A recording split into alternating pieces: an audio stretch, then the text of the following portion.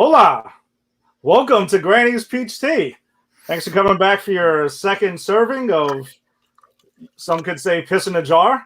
But I think we're a little bit above that. With me is going to be, as usual, I got Jason and Tony with me. Fellas, what's up? What's going on, bud? Ed, good to see you. Tony, good to see you. I'm excited to talk movies.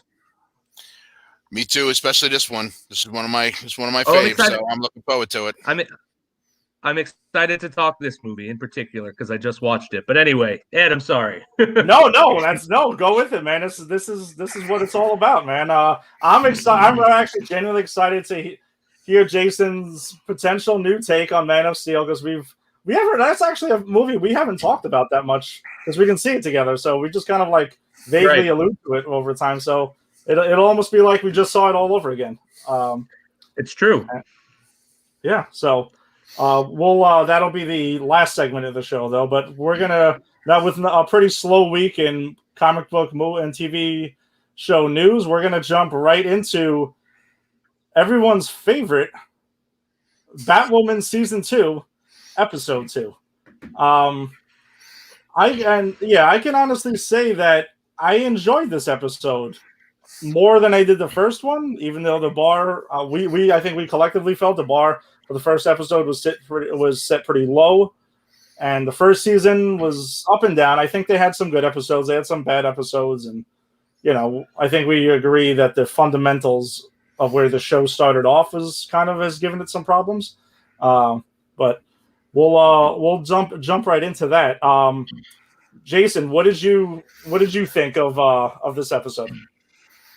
I mean, I'm with you. I thought it was better than the last one I watched. But I mean, I'd be more impressed if it were worse because again, the bar is so low that anything can dip under that bar from last week. I'd been impressed.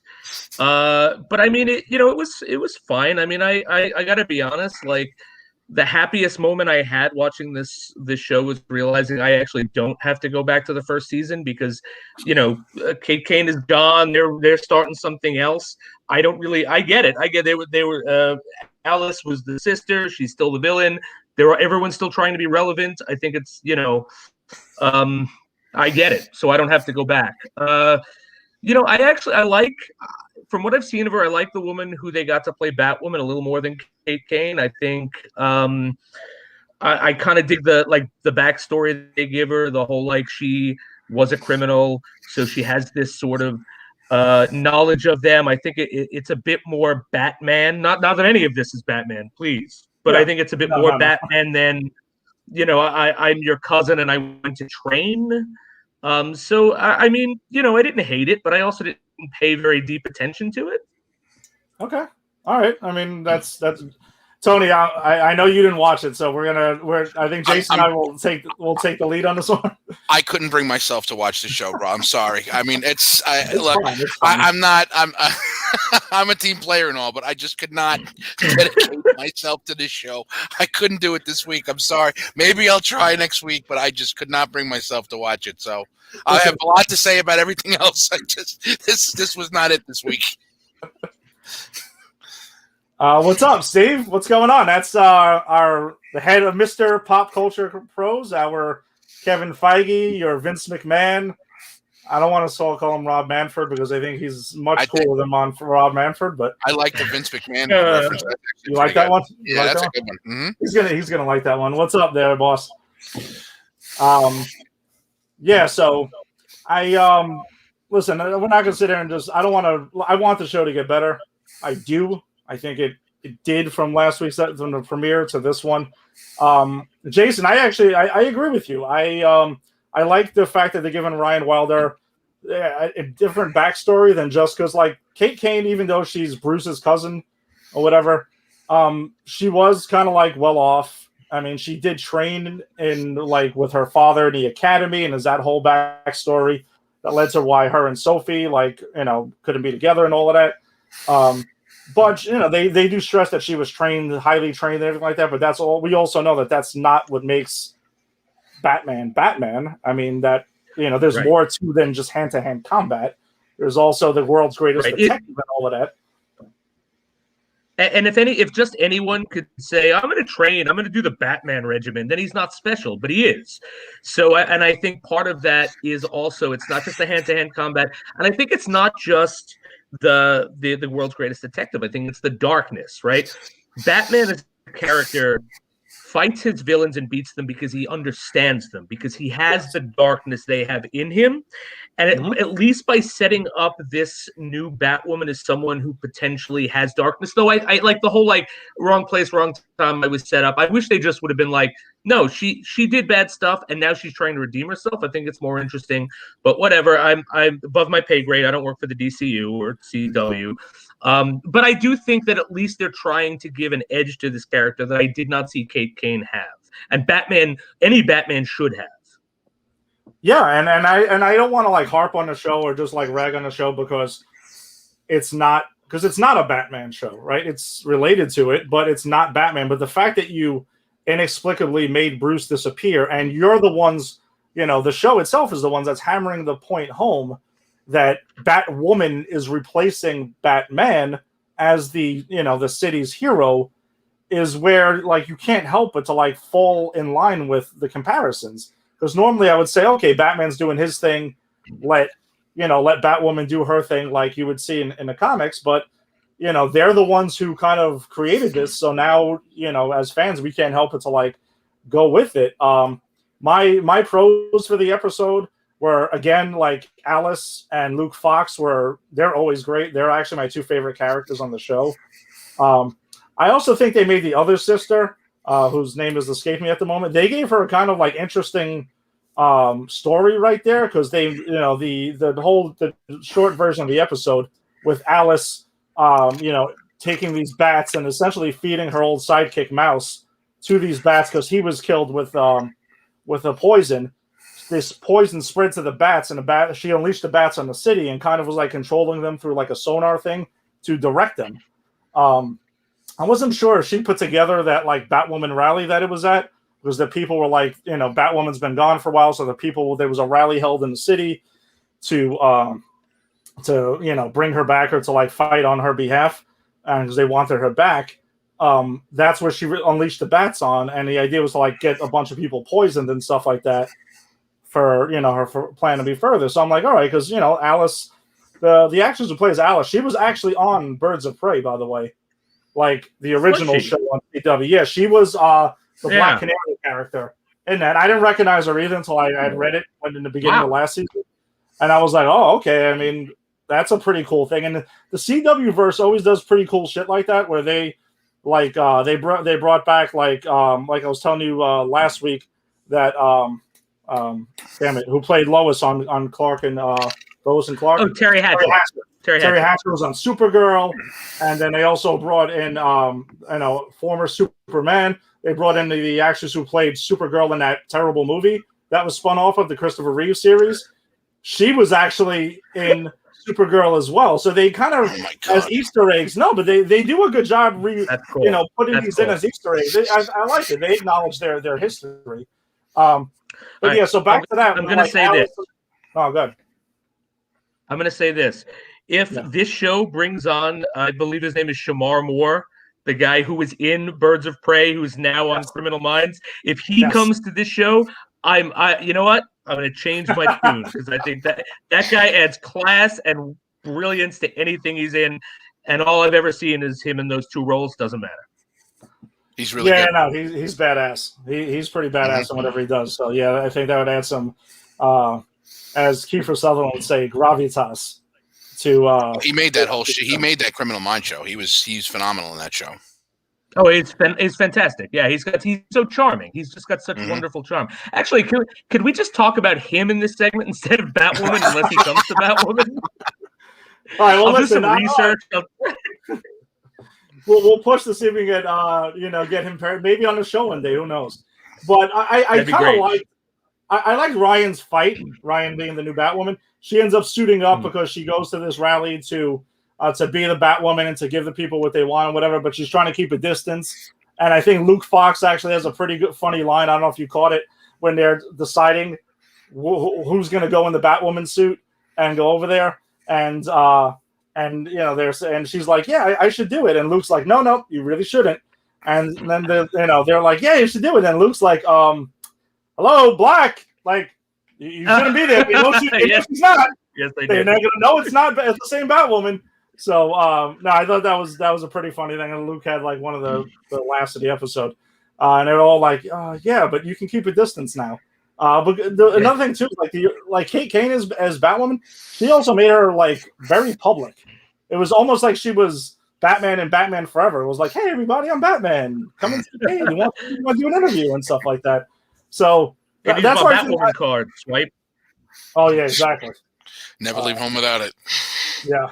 So I mean, I kind of dug that. I think Ryan's prior history, like you said, is a pretty interesting take. That she's been in and out of like prison at times, and she's been around these people, and she pitches that to them to say, this is why it should be, your new Batwoman. Like I can give a different angle and a different understanding to help in the city, than Kate had. And I thought that was pretty cool. And they established her prior history with Sophie because she had run-ins. She's been arrested by Sophie before, and she has a history with the Crows. And she also has a history with Kate as Batwoman, as they showed on the show. That Kate saved her on Halloween a year ago while Kate was there. And then Kate, from that interaction, like one thing Kate was doing was she was writing to like Bruce in like it was like a memoir or novel or something like that. I don't know. She's writing notes every episode to Bruce, hoping that he's going to find it one day. And Sophie towards the end finds this book, and she's like, all right. And she happens to flip to a new page. And of course, turning the page right on the nose. And she goes out and she starts writing her entry, writing to Kate instead, because Kate is now the one who's missing. I also it was kind of a bummer because now I'm like, right now we're really pushing Bruce's disappearance really back to the side, so we're really never gonna ever learn. Like I think the writers are hoping to forget it because they're gonna hope they never have to answer that question, and they're hoping the fans are gonna be like, listen, Kate's the missing one now, not Bruce. Focus on Ryan. Like. You got the head writer telling these guys, look, we're all getting canceled before anyone realizes Bruce Wayne is nowhere around here, okay? Yeah. So that's what you call wishful thinking. So I mean, but I think there was some redeeming qualities to it. I didn't absolutely hate the episode. Things I didn't like were Alice's plan to poison the Batwoman rally to get the attention of who the character they're building up as to be the big bad. Is Sophia. Seemed a little bit goofy to me, but apparently worked though, because at the end of the episode, Sophia sends one of her, goons or whatever to go kidnap Alice, and she does like hit her really hard, and like it looks like she's been abducted, and you would assume she's going to this Sophia. So we'll see how that goes. And in the first season, there was no Batmobile or mention of it ever, and now 2 episodes in, we've seen this version of the Batmobile now, which is just a black Corvette, I guess. And my friend, I think you missed the very important moment in the first episode where Hush found this. That's because that was Hush, right? The first one, where he literally just goes, "Well, I've got this explosive gun. If I just shoot at walls randomly, one of them will open up the Batmobile." So I don't know how you missed that. It was a moment. I was trying to forget it. I think it was kind of like somebody randomly playing Arkham Asylum and just started shooting things to try to find like the hidden weapon you need for that next stage. And I guess he eventually did. I'm glad Hush is gone. Trust me, I'm glad that they ended that. I think they maybe have been to do. I mean, if I had more faith in the writers to do some cool stuff with a fake Bruce Wayne running around, I would have been kind of bummed that they killed him off so quickly. But I don't, so I'm glad that's kind of moved on. But like Kate used a bat cycle a lot in her season, but now they're switching it to Ryan using the Batmobile. I think it's like the laziest Batmobile. It's like I said, just a black Corvette, and that's it. I mean, I think it has a turbine engine. I don't even recall, but whatever. I thought that was kind of crappy. And another weird thing that this show seems to do is like GCPD doesn't exist. Like the Crows are GCPD. Oh, right. Like, why do they have the authority to? Yeah, they arrest everyone, they interrogate everyone, they do this whole thing Like, and GCPD is just like, we went to the deli and we never came back. We're with Bruce. Maybe GCPD. All right, I got it. I think I know what happened. Writers, Batwoman writers, if you actually hear this, then listen. This is what it could be. We're gonna take a cue from The Dark Knight Rises. We're gonna say that Commissioner Gordon or Loeb or whoever's the commissioner at this point, I don't recall. He told all of GCPD and told them to go find Batman. The entire police force, and sent them away to go find Batman. Yeah, they sent the entire department underground. Yes, that's solid. That's solid policing right there. Yes. Solid policing. Hey, yes, that is a commissioner that I want running things. Oh yeah, definitely. When we get to Dark Knight Rises, I mean, I'm gonna have some fun poking some serious holes into that one, but that was one of them. Yeah. Oh, I'm sure the three of us we're gonna have a field day with that. Mm-hmm. I still love that movie though. It's the worst of the three, but I still love it. I don't hate it. I just think that there's a lot of missed opportunities, and I understand it's coming off Batman Begins and The Dark Knight, which it seemed like it was like elevating, and all of a sudden, like, wait, what happened? Well, you also remember that wasn't the original story for the third movie. They had to redo it. I get it, but still, come on, Nolan. Yeah. Well, look, and they also they ran into the writer's strike. So that was and that was pushed back. I think it was pushed back a year or two after Heath Ledger passed away. So it was it definitely wasn't the original story. I think that he did a decent job. But it was definitely nowhere near as good as the first two. The first two were just magnificent. Yeah. I mean, they were essentially flawless or whatever. So Boss Man doesn't like the Manfred stuff, but he's good with Vince or Kevin Feige, which I kind of felt he would roll in with that. I think Vince is good for him. Yeah, I think Vince. So.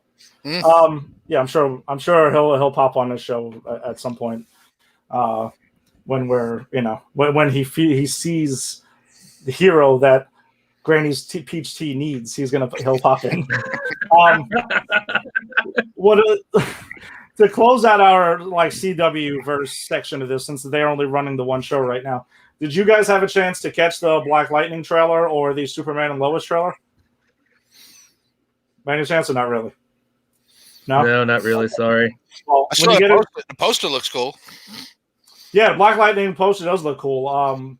Yeah, I mean, I think Superman and Lois, I was hyped for it already. Trailer, since they dropped a real trailer, I think it got me a little bit more excited for it, since it does have some Man of Steel vibes to it, tying in. And then I think it does that, but it is a slightly different spin on it, and it looks like the budget seems a bit higher than some of the other DC, the CW verse shows. So I don't know. We'll see. I mean, listen, the shows are what they are. It's TV. You only get an X amount of budget. But when they did that crossover a few years ago, when they did, Jason, I don't know if you saw Crisis on Earth X. I never got to it. I fell off CW before then. Oh, that's fine. If you get a chance, just watch Crisis on Earth X, dude. You can see from every single thing that they were like, let's raise the budget 5 times for this, and they made it like a movie. They're going to have to. If DC wants to start making these shows, which they're going to need to do for HBO Max, and they're going to start and they're going to compete with Disney Plus, they're going to have to raise the bar because you see the Mandalorian, and you saw even last night with not last night, but over the weekend with WandaVision, you see what they've put into those shows. They're mini movies, and I'm sure that Falcon Winter Soldier is going to be the same thing. Loki looks to be the same thing. So, they're going to have to up that, because there's no way they're going to keep up otherwise. Yeah, and when you guys do get around to it, when you get to see Titans, and you get to see Doom Patrol, and then even Stargirl, which was a DC Universe show that moved to they're moving it to CW now going forward. Stargirl, the first season, is on HBO Max. You can see they were like, wow, all right, we're gonna really increase the budget on these things, so you can tell the difference. Even Swamp Thing, for my issues with it, because that was another DC Universe show that got moved to CW. You can kind of see that it was a little bit it was a little bit more than the other ones. But if you guys get a chance or anyone watching, check out the trailer for Superman and Lois. Well, that is a show that I'm pretty excited to cover on here, and we'll probably end up having a CW verse segment, and maybe just we'll jump into all those shows here and there, and we'll see what the future of Batwoman holds, by that point. All right, so shifting gears to the MCU, we got WandaVision. We got the third episode of WandaVision, dropped on Disney Plus last Friday. We can jump around with overall thoughts, but I did want to mention something last week quickly before which I kind of forgot. Am I the only one who got like super excited in the beginning of each episode once that Marvel Studios intro hits? And you get the music and everything. You're like, bro, I was actually gonna mention this because I did notice it with the first episode. Yeah. The new intro is phenomenal, right? They added into the parts of Endgame, important segments. You saw, the Cap, that you see them, going through the quantum tunnel. You see, Cap with Mjolnir. I mean, it's typical Marvel. They find the right thing to put in, and they put it into the right spot. It looks perfect. It's you notice it right away. Anybody who's seen these movies over and over again, anytime they make any little change, you recognize it. But I thought I love it. I absolutely love it. Yeah. Look, I'll tell you something. With that opening, I'm Pavlov's dog, man. I am so conditioned to get excited. Like, I heard it. Like, I told you guys, I rewatched WandaVision right before we met up. And on the second viewing of WandaVision, I heard that and I went, something good is happening, because that is my reaction to that. Yep. Definitely. I couldn't agree more. As soon as I hear that, I could hear it from 3 rooms away, and you'd be coming in. What's going on? What's happening? What are we watching? Excitement. If I had a tail, it'd be wagging. That's all I can tell you. Yeah. Exactly. Yeah, man. It's like goosebumps. Like, yes, let's go. Time to be hyped up now. Let's do this. All right. Well, I mean, I guess let's jump around overall thoughts, and then we'll kind of like dig into details. Tony, what were your thoughts on the third episode? We're starting to see. We're obviously starting to see a pattern. I love the episode. I really like where this thing is going. I think that we're noticing a pattern that each episode is becoming more and more chaotic. Where the first one was very smooth, where we were all like, well, what are we watching here? Because it was, up until the last 5 minutes, everything seemed, fairly normal, kind of buttoned up kind of a thing. And then the second episode, a little bit more. And then this episode, you could see that there are definitely cracks starting to form in this whole thing. And if we had any doubts that this was not heading towards the House of M, I think they were all erased after watching this episode. They are clearly going in that direction. It's really well done. It's visually beautiful to watch. The CGI is done so well, and these two have tremendous chemistry, as we've seen, and we're starting to see more and more. I mean, Elizabeth Olsen has kind of been an afterthought through most of the MCU. She pops in, she pops there, whatever, but she has been spectacular in this series. She has really, you could see now the anger behind her. You saw that when she had that little exchange with Geraldine. And I thought this episode was fantastic. I really did.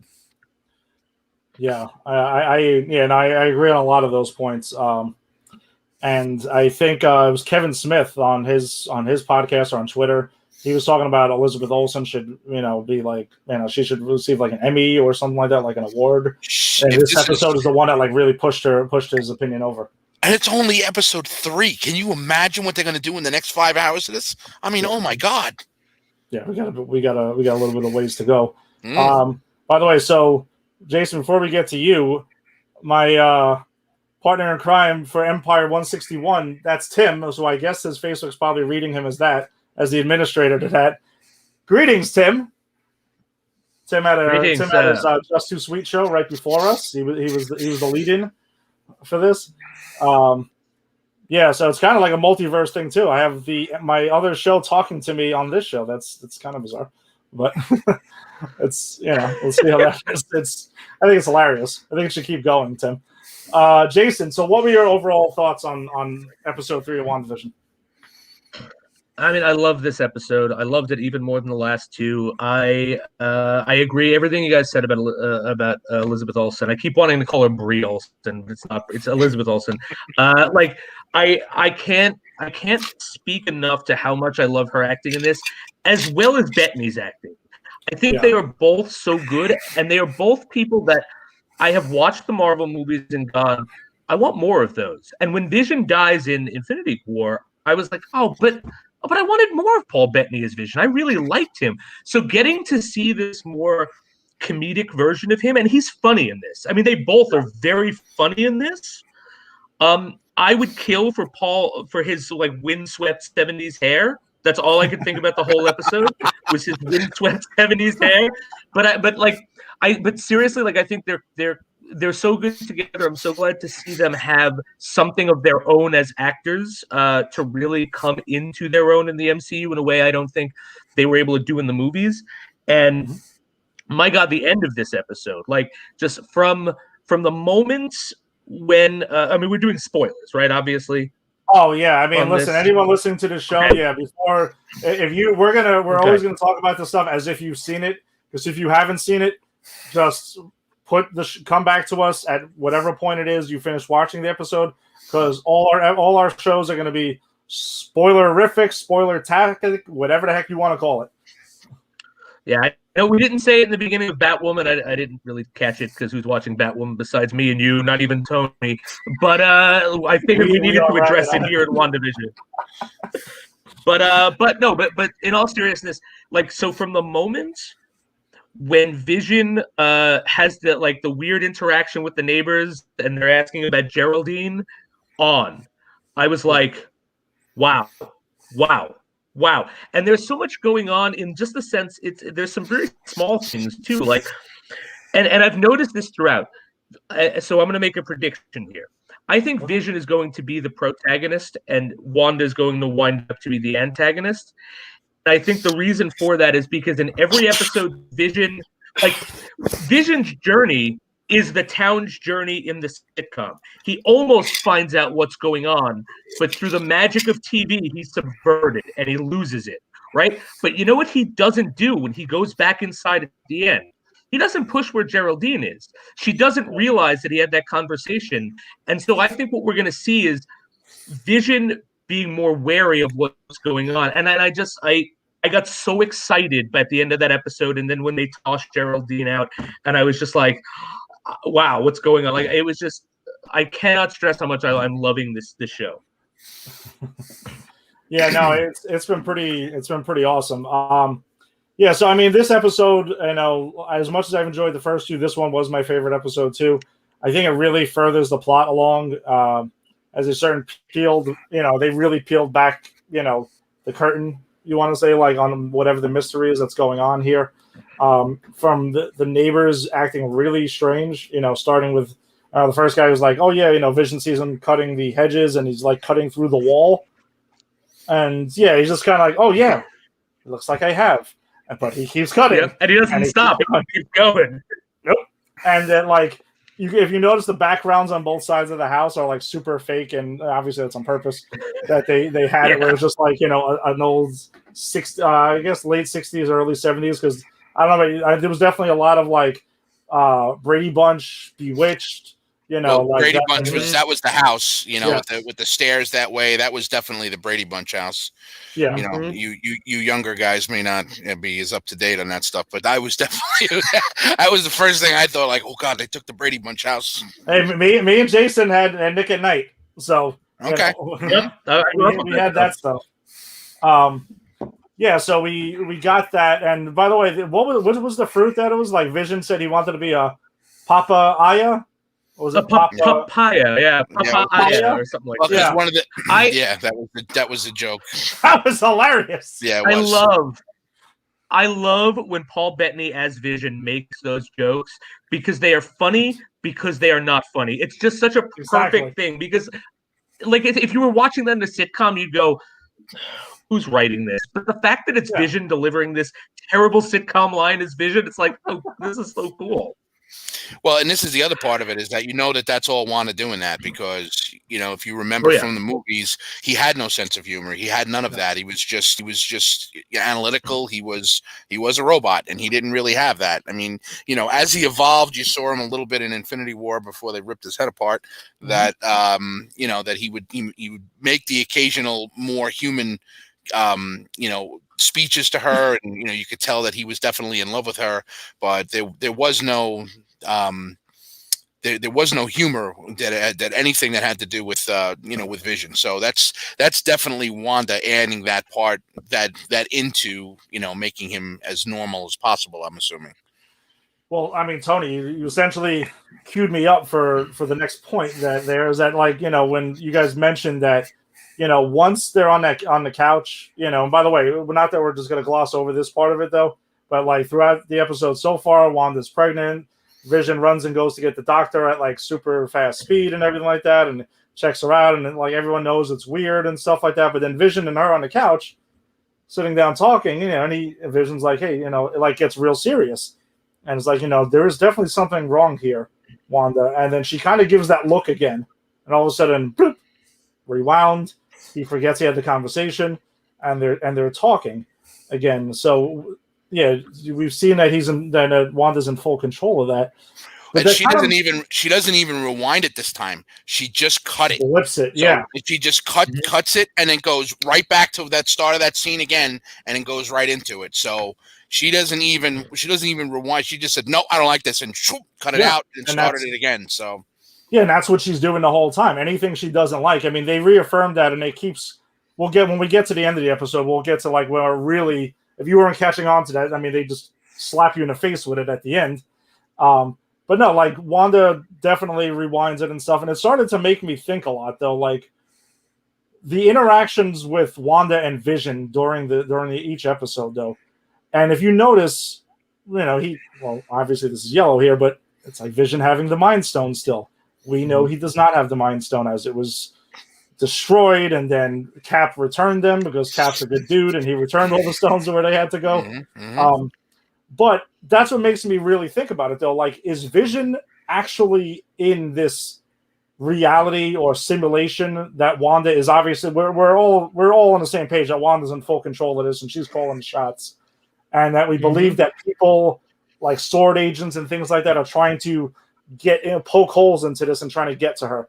But the questions are with Vision is because Vision, he appears like Wanda would last remember him in Infinity War, prior to Thanos getting to him.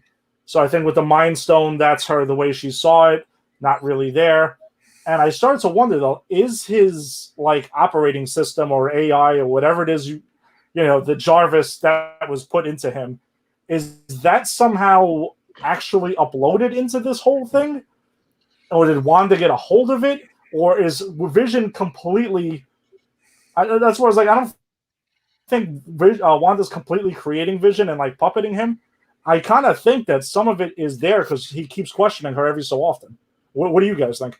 No, I agree. I think I was thinking about this, that I don't think it's like it's the Vision that we know, right? It's not like, because he's dead, right? That Vision is destroyed. But I think it's something maybe. Because again, her powers are so ill-defined that I think you can really make her do whatever the story necessitates. So maybe she was able, because he had the Mind Stone on. He had the Mind Stone, right? That was the one he had. Yeah, he had the Mind Stone. Yeah, Yeah. Okay. So maybe there was some sort of imprint in the Mind Stone that she was able to somehow bring into herself, or maybe, as you said, there's an AI. I definitely think it's Vision's thinking, but not like physical Vision that we know of.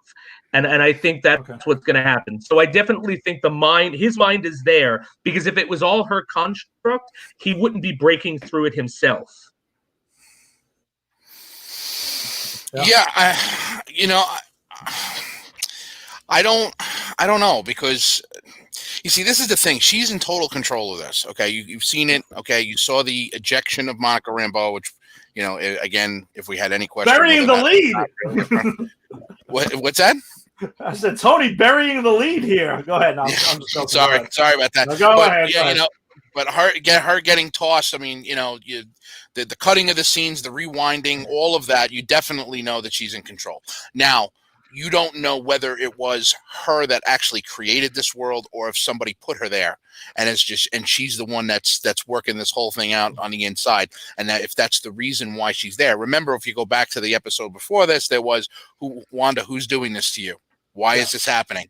So if this situation is that she's creating this world because someone has put something in, given her the ability in order to do this, that could make more sense. Is she filling this subconscious with her own, with her own thoughts about who things, are, knowing that Vision would eventually start to question that things are wrong or whatnot or whatever. And then she just kind of, not just smack him back into reality, but, basically just cut that part out and say, okay, no, this is not the way it's supposed to be. This is the way that it's supposed to be, but it could be her just projecting the fact that he would be that analytical kind, like, hey, you know what, something's not right here. And then she's like, nope. And then comes back and say, this is really what I want him to say. And that's exactly what he says. And you could see the look on her faces when he does say that, like, oh, that was the perfect thing to say. So it looks to me as if, she's letting her thought of who he actually is and who she wants him to be, that's kind of the line in the sand here. So you think that she is completely, I don't know, for lack of a better term, projecting Vision to how, she is puppeting him, like she's kind of like fully in charge of him, and that's that. Okay. Yes. I mean, I would love to know, one of the things that was never touched on was what happened to Vision after Infinity War. Now, obviously nobody did much with him because they were kind of tied up, but nothing about Vision was discussed after Infinity War. So we don't know what happened to him. Maybe that's put in there. Maybe the fact that, they brought him back to, maybe they brought him back to Avengers headquarters. Maybe Banner worked with him. Maybe they started to, whatever the case may be. No. Who knows? But I would love to know that story, but nothing was ever mentioned. So either they're going to go in this direction, or I think at some point or another, we're going to find out what happened there. Yeah, I definitely think so. By the way, Tim, with the shout out to Kitty Carryall in episode 3, and one of the dolls that was featured in the episode. I think may have been the one who was because I know they had spotted out where they were carrying a baby or something like that on the side, and then it was a doll that was there. But all right, so then that gets to that. But then again, so she does give birth. She does have 2 boys. They didn't know it was going to be 2 boys. It was one, and then a couple of minutes later, another one popped out, and she names them Billy and Tommy. And, for like we had briefly mentioned last week, for, in the comics, Billy and Tommy are the same names as of their children in the comics, and who are both, they go ahead and they are, infused with Mephisto's, essence, if you want to say, or call it that. And they're pretty much wiped from existence and then reincarnated later to the heroes known as Wiccan and Speed, who were known more when they were with the Young Avengers. Right. And this appears to validate that there's similar events to the House of M storyline that are heading our way. And I know that's been all over, so it's not like a big breaking thing here by any stretch of the imagination. But yeah, we continue down this House of M, which I still think there's going to be a tweak on, per se. I don't think it's going to be a direct thing. We'll get to the theories after we round out the episode there. I'm sorry, Tim. Yeah. And by the way, Tim in with the save right there. The one Vision was practicing changing the diapers on was Cindy Brady's doll. Yes. There you go. Was it really? Look at Tim with the Brady Bunch drop in here. See, Tim, you could have jumped on to slap us around with that factor. No, so then after that, after the birth and stuff, where actually she's already there, Monica Rambeau. She's there. She's talking with Wanda. They're having this whole conversation and everything. And then once Wanda sees that she has twins, she starts reminiscing about, I was a twin too, Pietro, because she says it and she goes back to the, to the accent right there, the Sokovian accent that I know a lot of fans have been kind of bagging on her for having it in Age of Ultron, and then she sort of has it in Civil War, and then it's completely gone in Infinity War. And then I know there are some people who it's kind of a conclusion that I was writing it off as she was an Avenger for a while. She was with she was with Black Widow. Could have just been, hey, listen, just to stay more undercover, let's drop the accent when we need to. And she is hiding in Infinity War, so it kind of makes sense that she would drop her accent if she can. So whatever. It's a detail that I know pisses some people off, but not really me, because I guess I kind of invented the reason in my head. Go ahead. I like to think that Vision gave her diction lessons. Like every time we don't see Vision and Scarlet Witch in the MCU, Vision is like, okay, now Scarlet, the rain in Spain stays mainly on the plane. Repeat it to me now. And then she has to repeat it. So that's how I kind of think it happened. That's awesome too. The 12-year-old boy in me giggled when you said that Vision gave her the diction lessons. So I just want you to be aware of that. Oh, he gave her the diction lessons, mate. The diction lessons. I just had to say that because as soon as you said it, like, oh yeah, he did.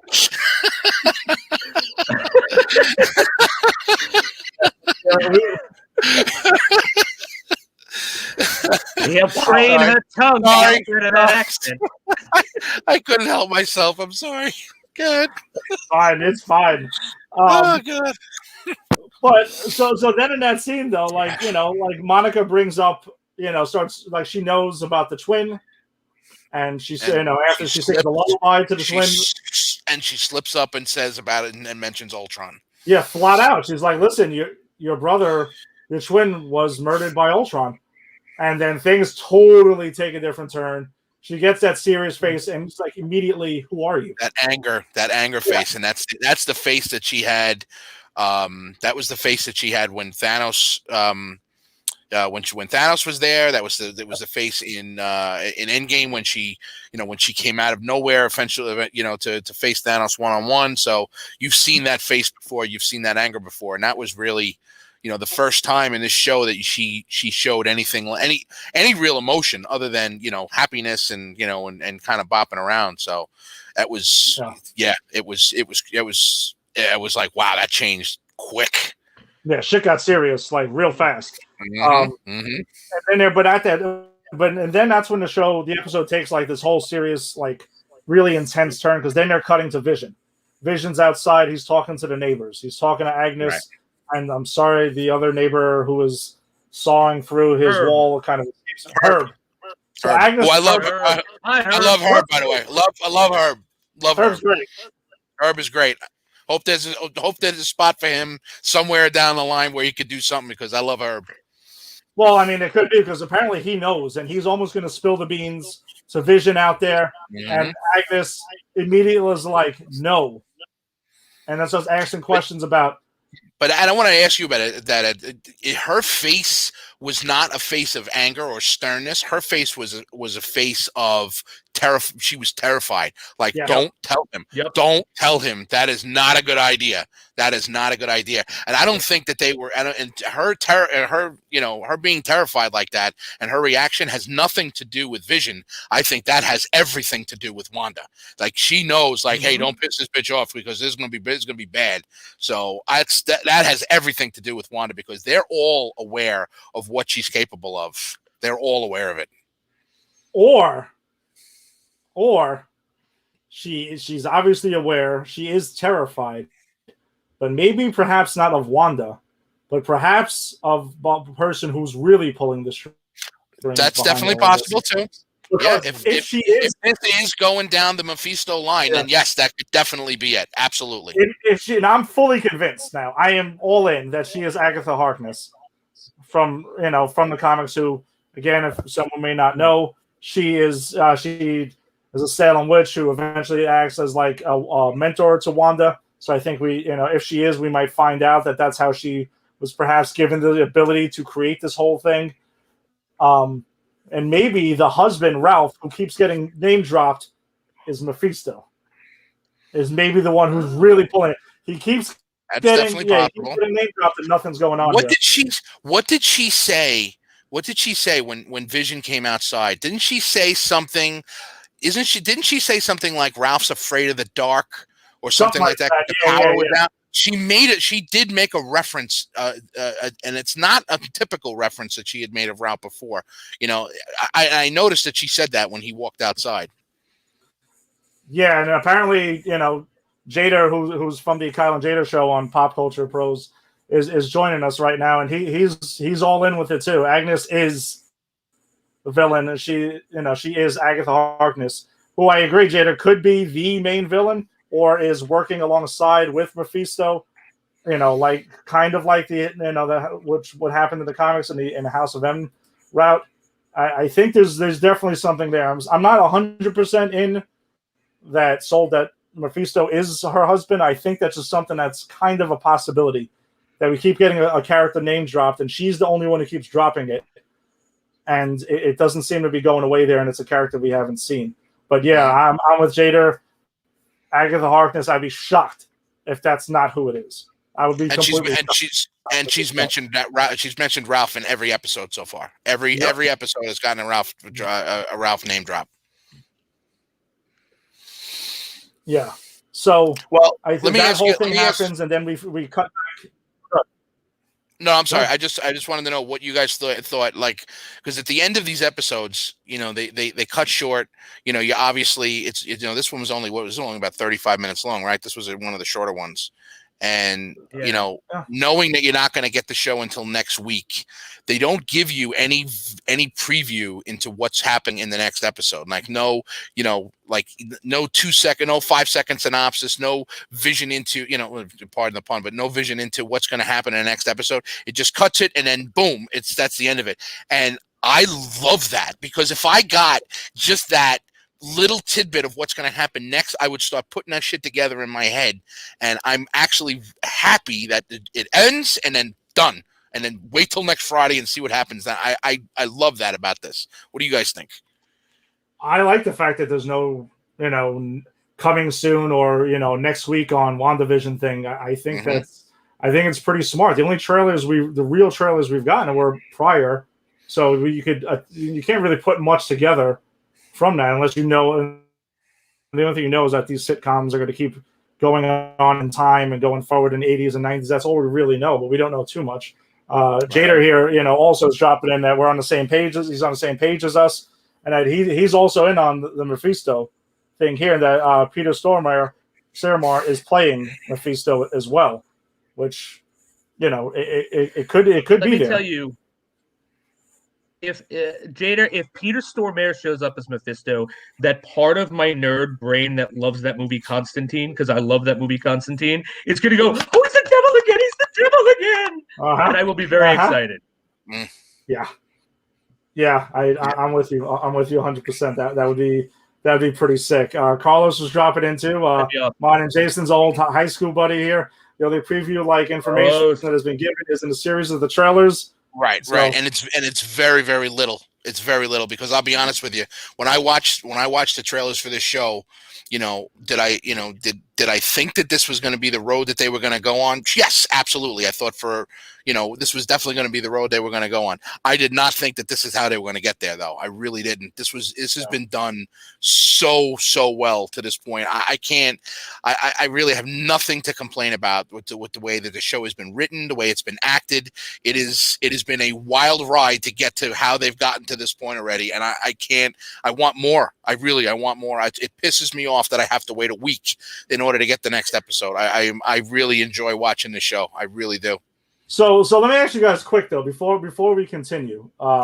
Which, by the way, the other co-host of Just Too Sweet is Eric is in here. I agree. I like the anticipation of waiting too, and he's all in for Mephisto. So apparently we're all in on it. Everyone's kind of seeing the same thing here. So we'll see how it plays out. There might be a bit of a letdown, I guess, if there is no Mephisto, but we'll see. No. If there is don't let Mephisto, us down. Yeah, if there is no Mephisto, they're going to give us something even better, and we're going to go, I can't believe we didn't see that coming. Mephisto was so yesterday. Exactly, and they don't typically let us down. I'm not talking just about Mephisto, but if we're this excited to get to this point, I guarantee you they got a big finish for this, because they have built it up really, really well to this point. Yeah, and before we move along, though, just quickly, I'm sorry, go ahead, Jason. No, I wanted to bring up something before we got too far away because we were talking about the end, right? When I knew the character's name before, I'm blanking on it. When the woman was expelled from the town, Geraldine. what's her name again? Geraldine. Thank you. Terrible Monica with names. Rambeau. So there you go. I'm glad I watched it twice because the first time I watched it, I said to myself, if she's in here on business and she's trying to figure out what's going on, it's really like stupid of her to like drop Ultron and Piotr, right? But then I realized on the second run through, she doesn't, or they don't on the outside yet realize Wanda has something to do with it. And that made it so much better for me at the end when they were all swarming and she's lying there. Because I'm like, oh, she didn't mess up. She thought that she was having a moment with an Avenger, like, hey, I'm here to help you. And that Avenger went, get the hell out of my fantasy. And so, like, I'm really happy I saw that on the second round because it added something to it for me. So what I was going to ask you guys quick, though, before we get to the end part of it, and then we'll get to the Hydrocell commercial as well. Do you guys prefer streamers dropping an entire season at once? Or do you prefer the week-by-week, episode-a-week type thing to kind of keep the conversation going, like what we're doing with our show? Or, because I kind of feel like when they drop an entire season at once, you push through, you binge it. Kind of like I literally watched Cobra Kai season 3 on New Year's Day in one sitting, breezed through it, was excited about it for like a day or two, and then it was like, all right, call me back when season 4 starts. Do you guys like the episode of the week, or do you like having it all handed to you at once? Well, we as we talked about last week, I watched The Mandalorian in one sitting because I waited so goddamn long to watch it. But that being said, I really enjoyed it because I was able to kind of push through all the episodes, and and I really enjoyed it. So from that aspect, yes, I really enjoyed watching The Mandalorian. Now, it sucks that I have to wait a year to watch another new episode of The Mandalorian. So that being said, now watching this show the way that I'm watching it week by week by week, I like the idea of the 2 episodes last week to kind of get things going, which in this show, 1000% had to happen. They had to do it that way because if you had left people off that first episode, you would have lost people, and that would have been a shame because they wouldn't have gotten to this point. So they had to drop the 2 episodes right off the bat. The second this second week was, now you're really into it, and you're really into it in week 2.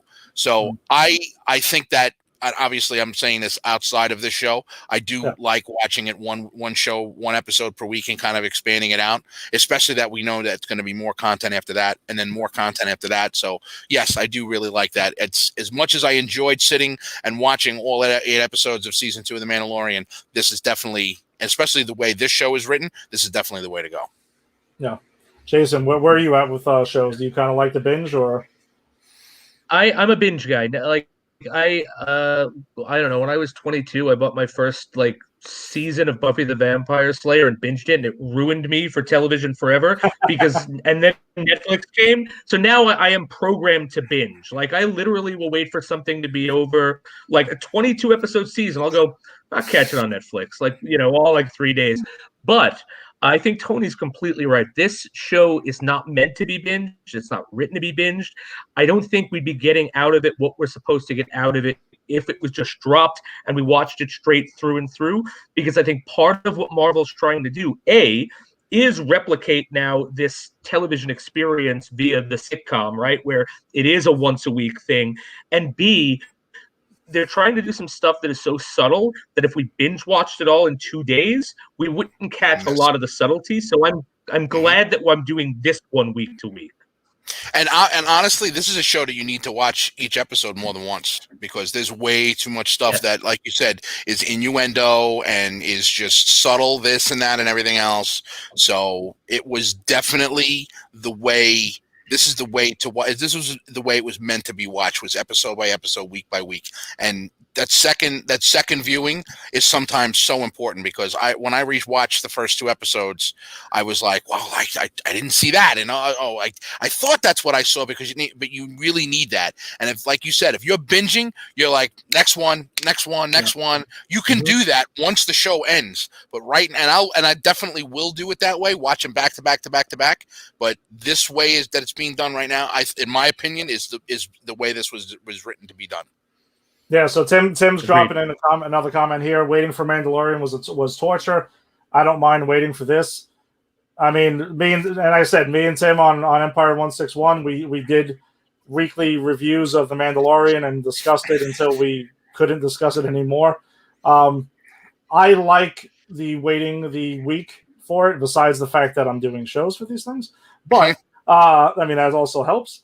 But no, I kind of like the anticipation and the conversation of it, and speculating on what's going to happen and catching Easter eggs and this and that. And I kind of dig that. And we did that with Mandalorian. And I know you guys had a different experience with Mandalorian, but like I love that. I mean, when you guys binged it, imagine the Ahsoka Tano episode, and then all of a sudden waiting a week for that, and then watching. I mean, the one we didn't have to speculate is Luke, in the finale and things like that. But each thing that was happening.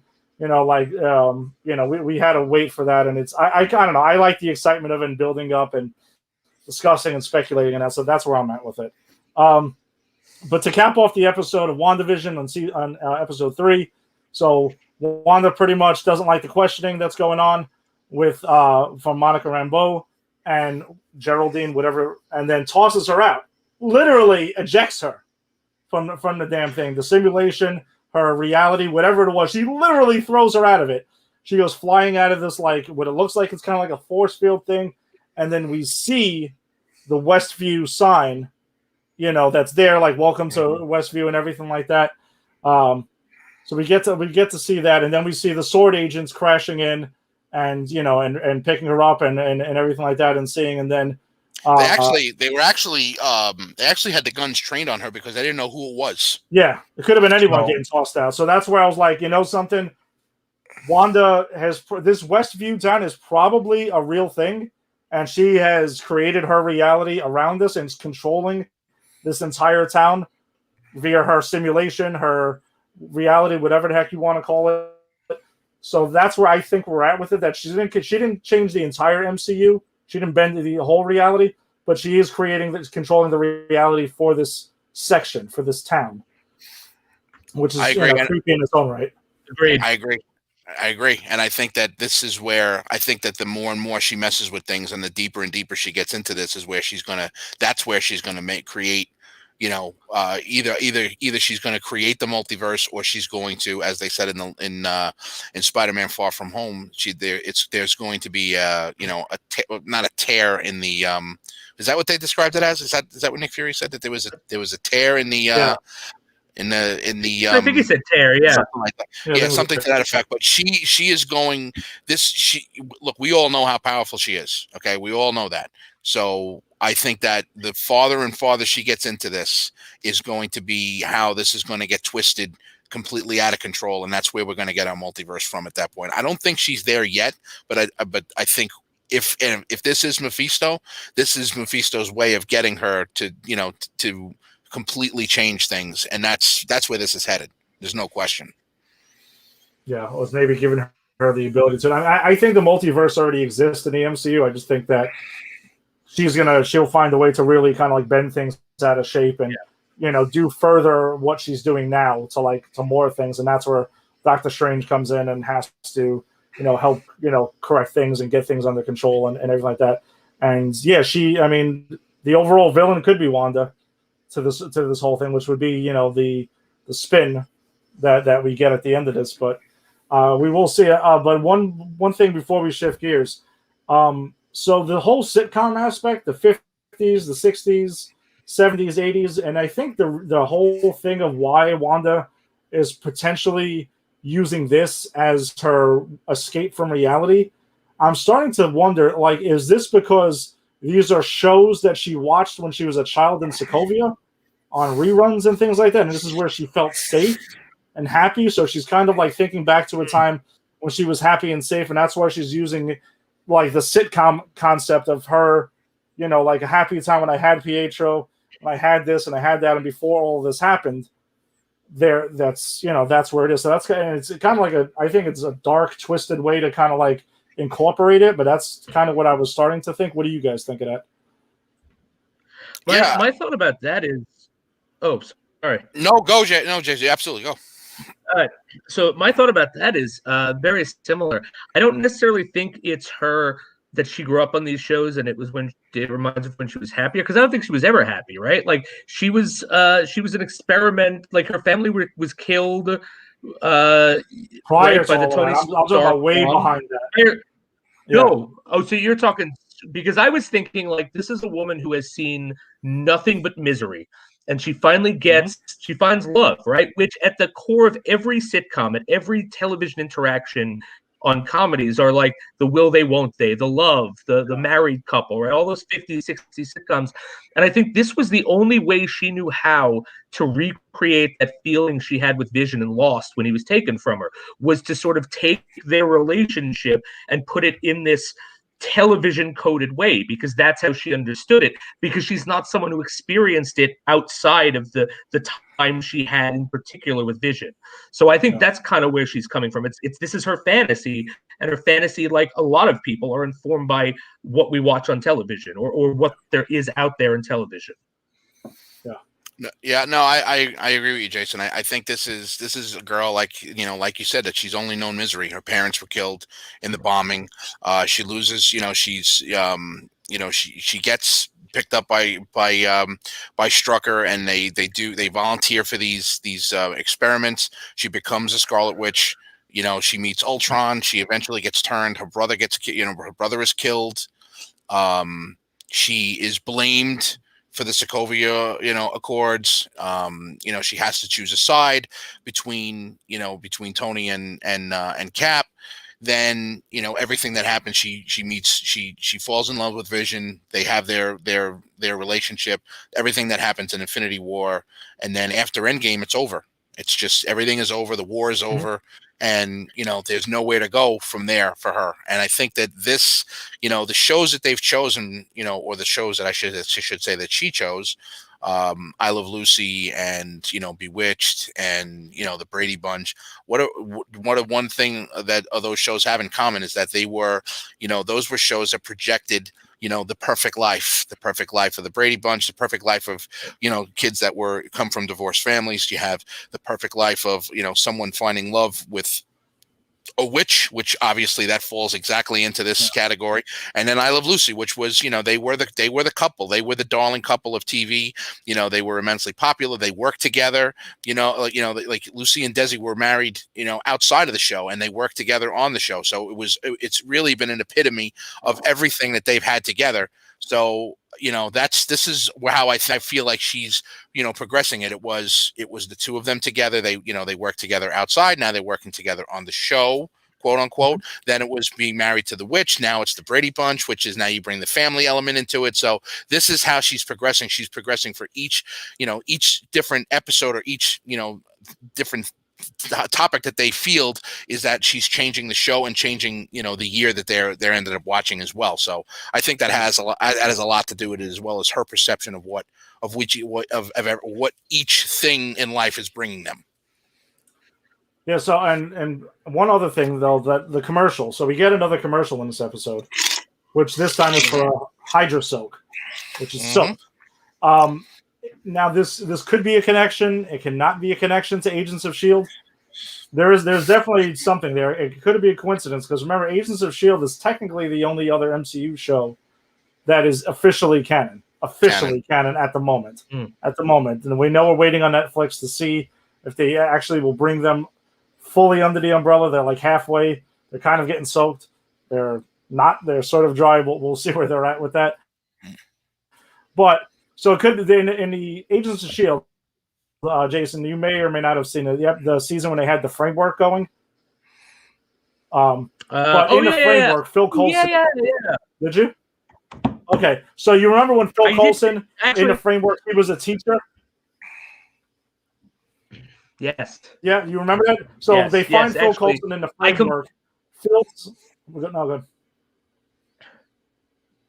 You just I'm sorry, you blew my mind with that, because I haven't thought about that, and now this makes so much sense that this technology could be brought into WandaVision that I'm sorry, I had nothing clever to say. Go ahead. No, but wait. Now that you're on the page with me, all right? So if you remember in that season of the framework on Agents of S.H.I.E.L.D., Phil Coulson was a teacher, and as a teacher, he had these wild conspiracy theories, and like Hydra, he was on Hydra's radar, and then he mentions that Hydra is controlling people. One of his wild conspiracy theories by Phil Coulson was that Hydra was controlling people through soap, which leads to Hydra there, and then we have Hydra soap. Wow. I don't think it was a coincidence that's been dropped there. All right, so Gil is here. Wow. Joining us. He's a writer on Pop Culture Pros. LMD baby. He believes that I don't recall when, but I don't know if he believes who was in LMD there. Gil, if you want to drop us another note on that before we shift gears. And it was in season 4 of Agents of S.H.I.E.L.D. was the one with the framework. So yeah, so the soap thing, I don't think it's a coincidence. It's it could be just a clever nod to Agents of S.H.I.E.L.D., but yeah, Phil Coulson was like, no, but also look, but he makes that thing in the framework, and that whole commercial is about get away without getting away, go someplace else without leaving your home, right? And wasn't that what the whole thing about the framework was? So I that's got to be intentional. There has to be some connection there. Yeah, that I don't know if that's the same technology or not. I just look at the first two commercials that they did. Right, what were the first two? It was the Stark toaster. Stark toaster, yeah. And then it was the Strucker watch. So it's basically I don't know. I mean, could it just be a fun nod, to Agents of S.H.I.E.L.D.? It could be. I mean, typically they don't do stuff like that, but her tie to Tony. Her tie to Tony. She with if that bomb hadn't started, if hadn't been there, then none of this would have happened to her. If you had the Strucker, if she wouldn't have met Vision. So it's basically you wouldn't have met Vision. You wouldn't have had any of this stuff happen if the bombing was never there. If it wasn't for Stark Industries, then the same thing with Strucker. She wouldn't have been in the position she was in if it wasn't for him. So could it be just foreshadowing? It's possible, but I mean, I had no idea about that. So that's crazy. That is literally crazy. No, it is, and Gil apparently believes that he thinks SWORD is doing some type of test with Wanda, and it's starting to go off the rails. And then they all monitor her. So I thought about that after the first episode where they showed the guy, watching essentially on the monitor, right? I thought about that, but going back to episode 2 when she's standing there talking to what's her name, the bitchy one, the one with the blonde hair. What's her name? When she cuts her hand. Dottie. Yeah, I forget her name. Dottie. Okay, right. When she's there, when she's talking to her, when she's having that thing, and that's like one of the first moments where she starts to almost lose her focus, and she's hearing through the radio, who's doing this to you, Wanda? Who's doing it? That to me is not.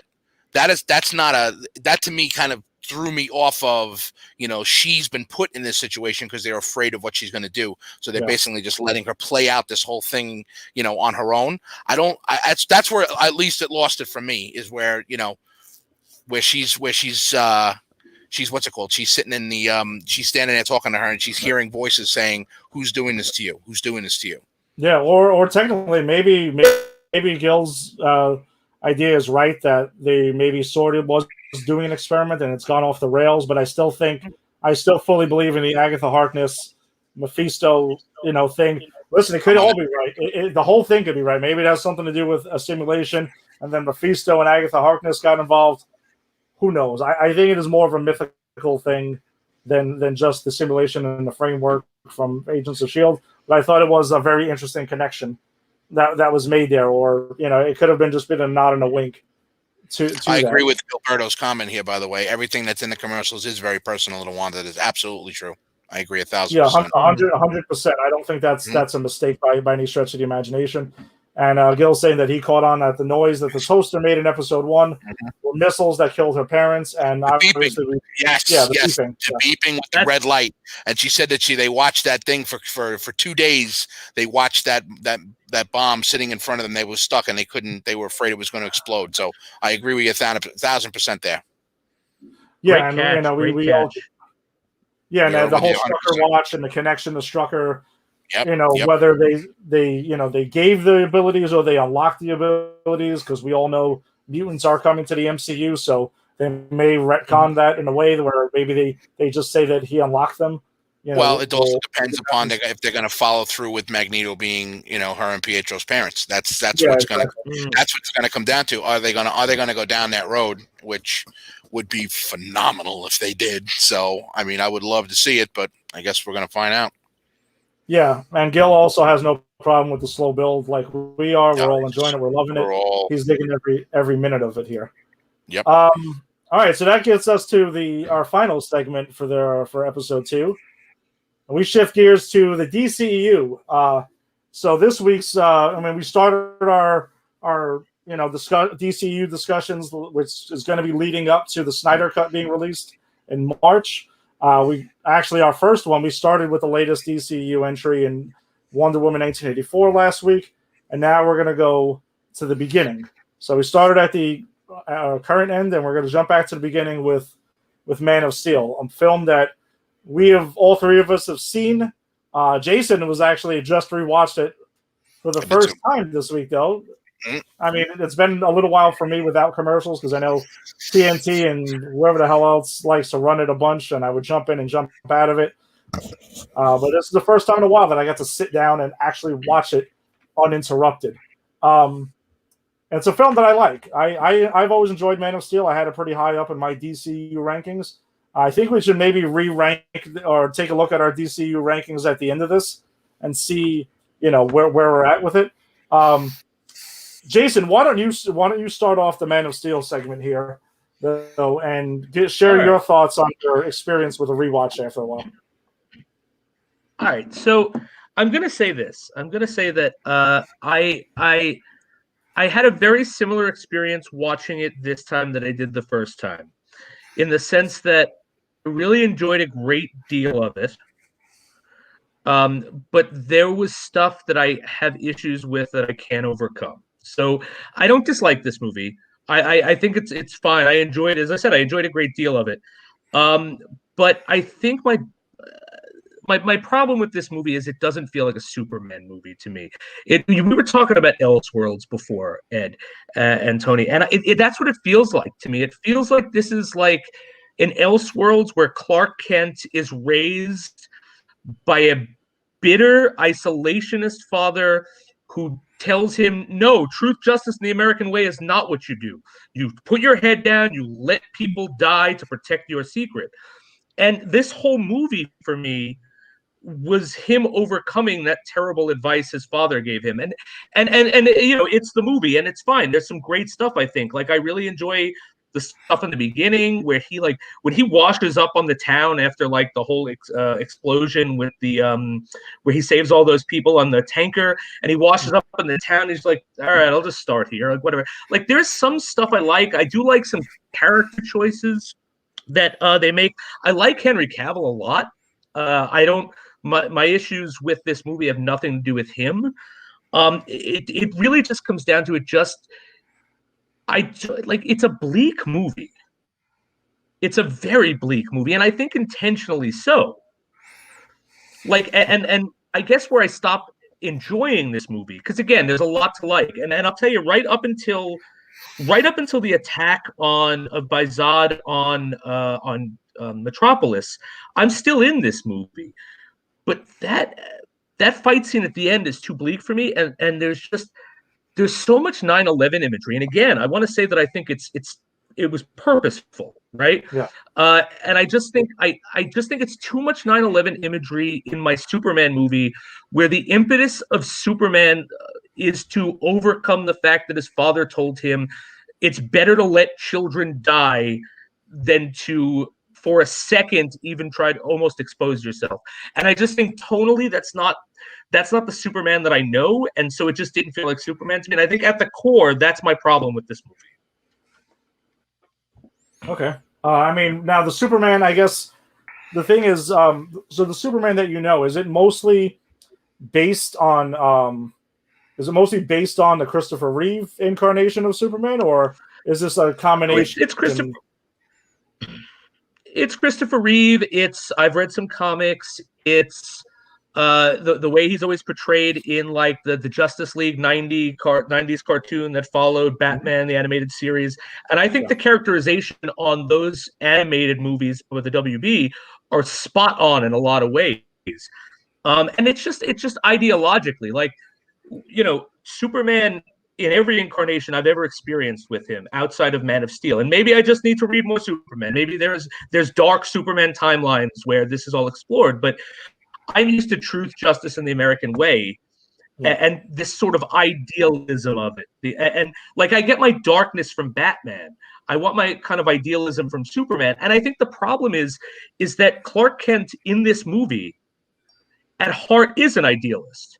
Except his father crushes that idealism and forces him to, again, the scene that I really always keep coming back to, and I keep thinking about this movie, is the scene where he and his classmates go off in the school bus, go into the river, right, or the ocean, or whatever it is that they're in, and he saves them.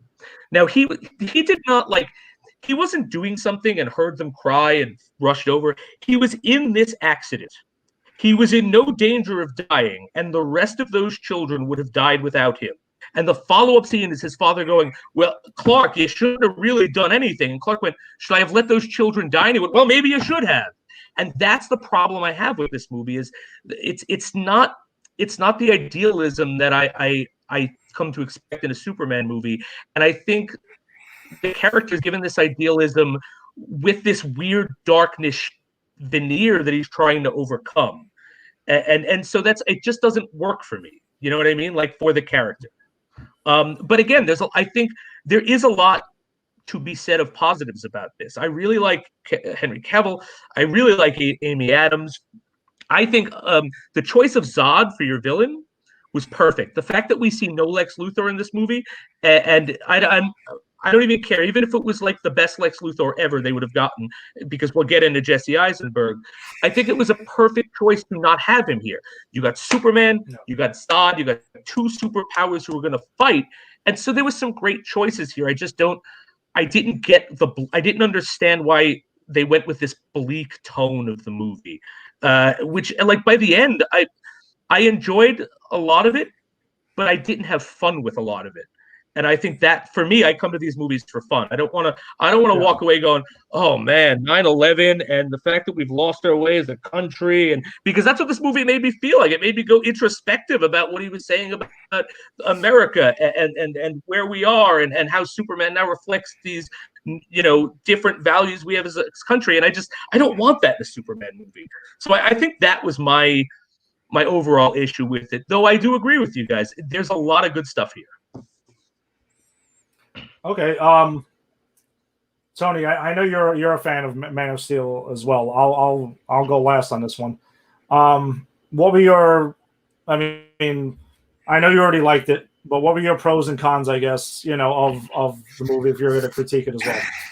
Well, I think the reason why I loved it as much as I did is a lot of the reasons why Jason just mentioned, and I think that if you go back to the Christopher Reeve Supermans, they went very much by the comics, right? It really was ripped right from the pages of the comics. It was Superman just appeared, and oh my God, and he has just wonderful abilities, and everybody loves him, and he's a hero, and this and that, or whatever.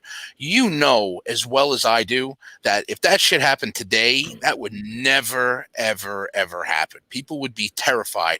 And Perry White puts it perfectly. Can you imagine how people would react if they knew there was somebody like this or amongst us? Right?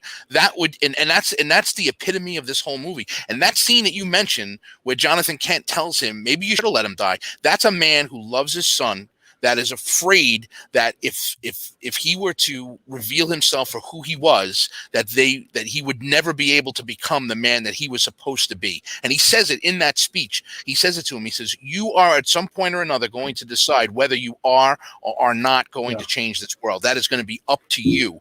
But you need to get to the point where you can decide, not as a 14-year-old boy, but as somebody years from now who is more wise and more understanding of who they are and why you were sent here. And that's why he shows him the pod. That's why he tells him that you need to go and you need to figure out who you are and why you're here and what you're here.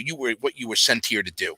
And I think that was the reason why. But this comes back to, in my opinion, this comes back to the same thing as the Batman Begins, Dark Knight, and Dark Knight Rises. This was Christopher Nolan's pick.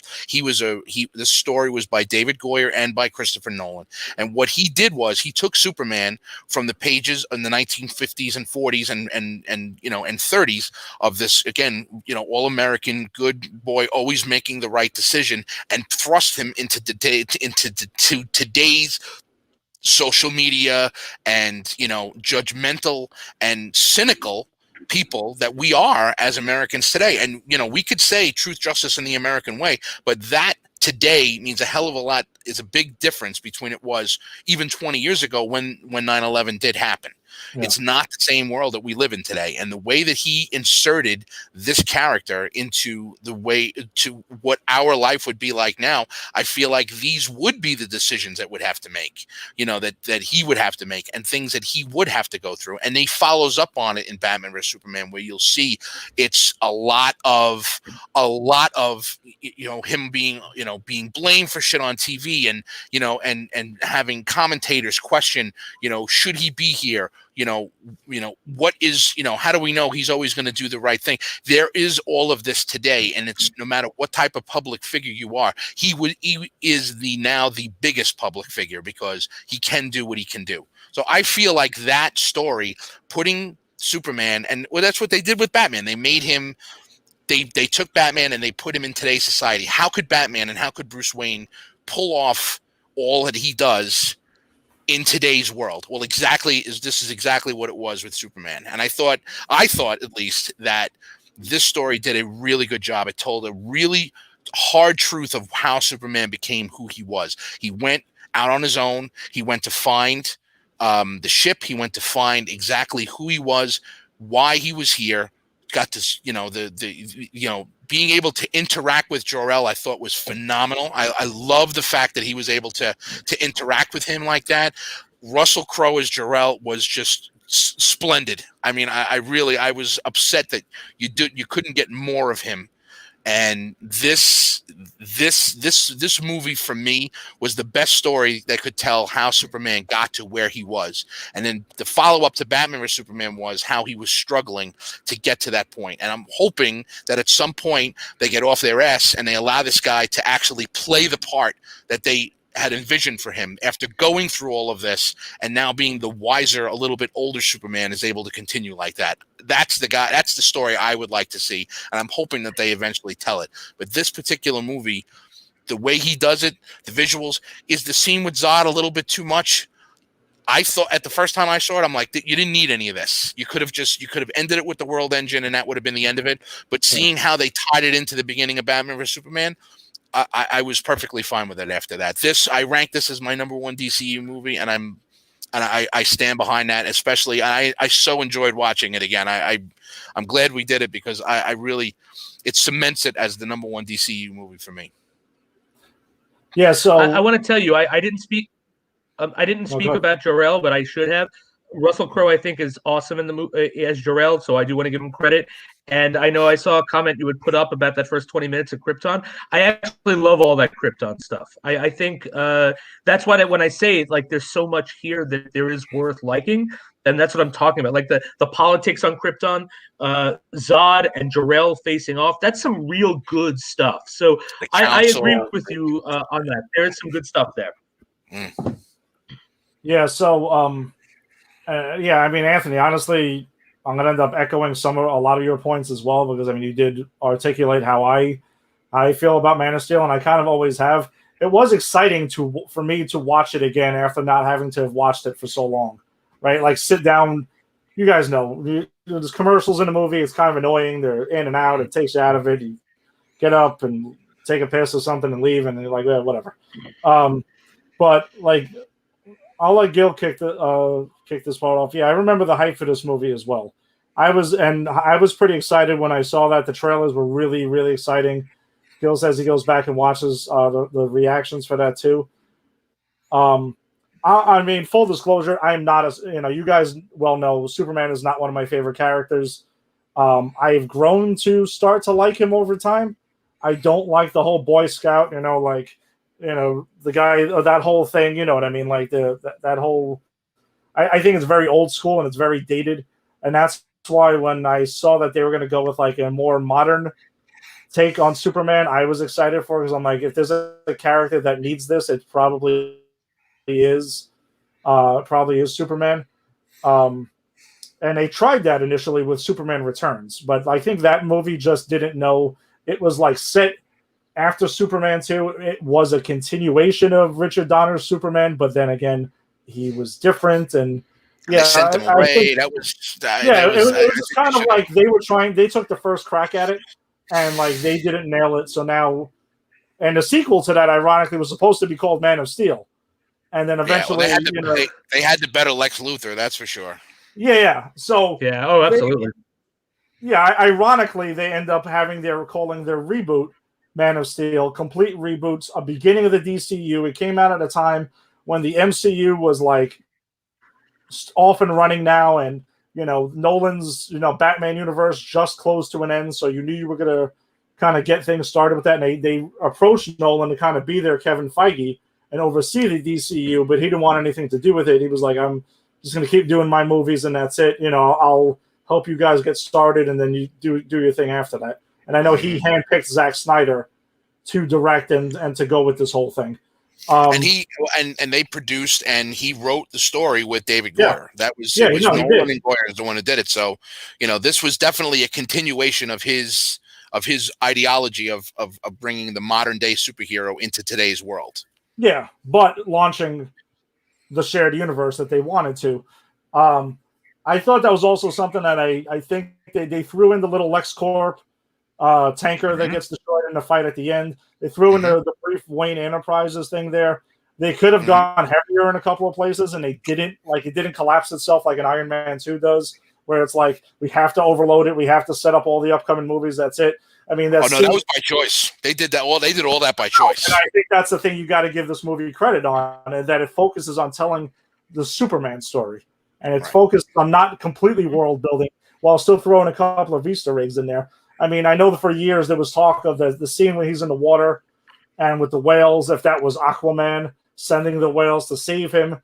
I don't know if that would have been too much, or maybe it would have been a subtle way to do that, and maybe throw I think Zack Snyder actually admitted to that was a nod to Aquaman that he was. Yeah, it was a fan theory. I know that was thrown around, but I never know. I know my point is they didn't go too heavy-handed with that. So I think DC got there. They picked the perfect character to go with. As much as I love Batman, and to me he's the guy in DC, but their trinity of Superman, Batman, and Wonder Woman kind of are the history of that. But I mean, starting off with Superman is probably the way to go, right? And we found that in BVS that while this is going on, Batman's been running around for 20-something years already. So, I mean, it's fine. Another thing I did before diving back into this still is I watched the DC animated movie Superman: Man of Tomorrow, which I know I texted you guys. You should check that out after watching this, since you got a little Superman flavor going. You can see some of the same ideas from how to handle Jonathan Kent in this. Like Jonathan Kent in Man of Tomorrow is kind of the same type of way. Like, we don't know if the world is ready for this. We need to protect Clark. Like, we need to, we don't know what's going to happen. It might be more harm than good. And I know that was a big point of contention for fans when this movie came out, and since is, the way Jonathan Kent is, he's kind of like a Debbie Downer, like he wants to, he tries to hold Clark back and tries to like push his own ideals on. I'm with Tony on this. So I kind of see where I kind of agree that he was more of protecting Clark, and I don't think he wanted children to die. He didn't really want that to be the case, but he was trying to figure out, like, he was trying to play the big picture, the end game for this. Like, if he does that, you saw how those people freaked out. That mother and her child were like petrified of him, and they were going to start talking and stuff like that. And it was this whole thing. But I love the cast of this film. I think Henry Cavill is great. For me, he's my Superman. He's the guy that I really enjoy watching him, and I'm praying that he gets to finally do a proper sequel to this. I can't wait to see what he brings in the Snyder Cut as well. In BVS, which we'll talk about next week, but I kind of think he was a bit underserved in that, which kind of sucks. Not his fault, though. In the cut of Justice League we did get, I like that because to me it showed the progression from this young Superman to the Superman that more fans know and love. And I think it was important for you to start to show how he got this start. And that Superman Man of Tomorrow shows that it focuses on the same time period. Like Clark just moved to Metropolis. He's an intern, and he just met Lois Lane and everything like that. So again, you guys should check that out, and maybe we'll do a segment on that. But I think I thought it was interesting because I figured there was going to be parallels between this. The action I thought in Man of Steel was phenomenal. There's a lot of action. It doesn't really slow down on a lot of points. It keeps going. It keeps going. The CGI I thought was top notch.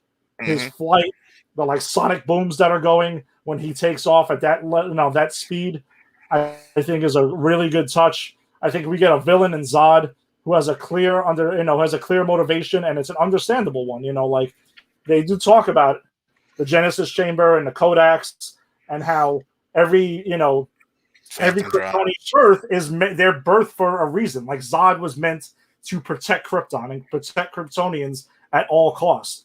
So you can kind of see where he's coming from, where he's like, listen, it's either us or them. All right, we got a planet. They were out there years ago doing scout missions. We found the equipment. Now we're here. We've got the planet. I'm out of the damn Phantom Zone. I need to continue my people.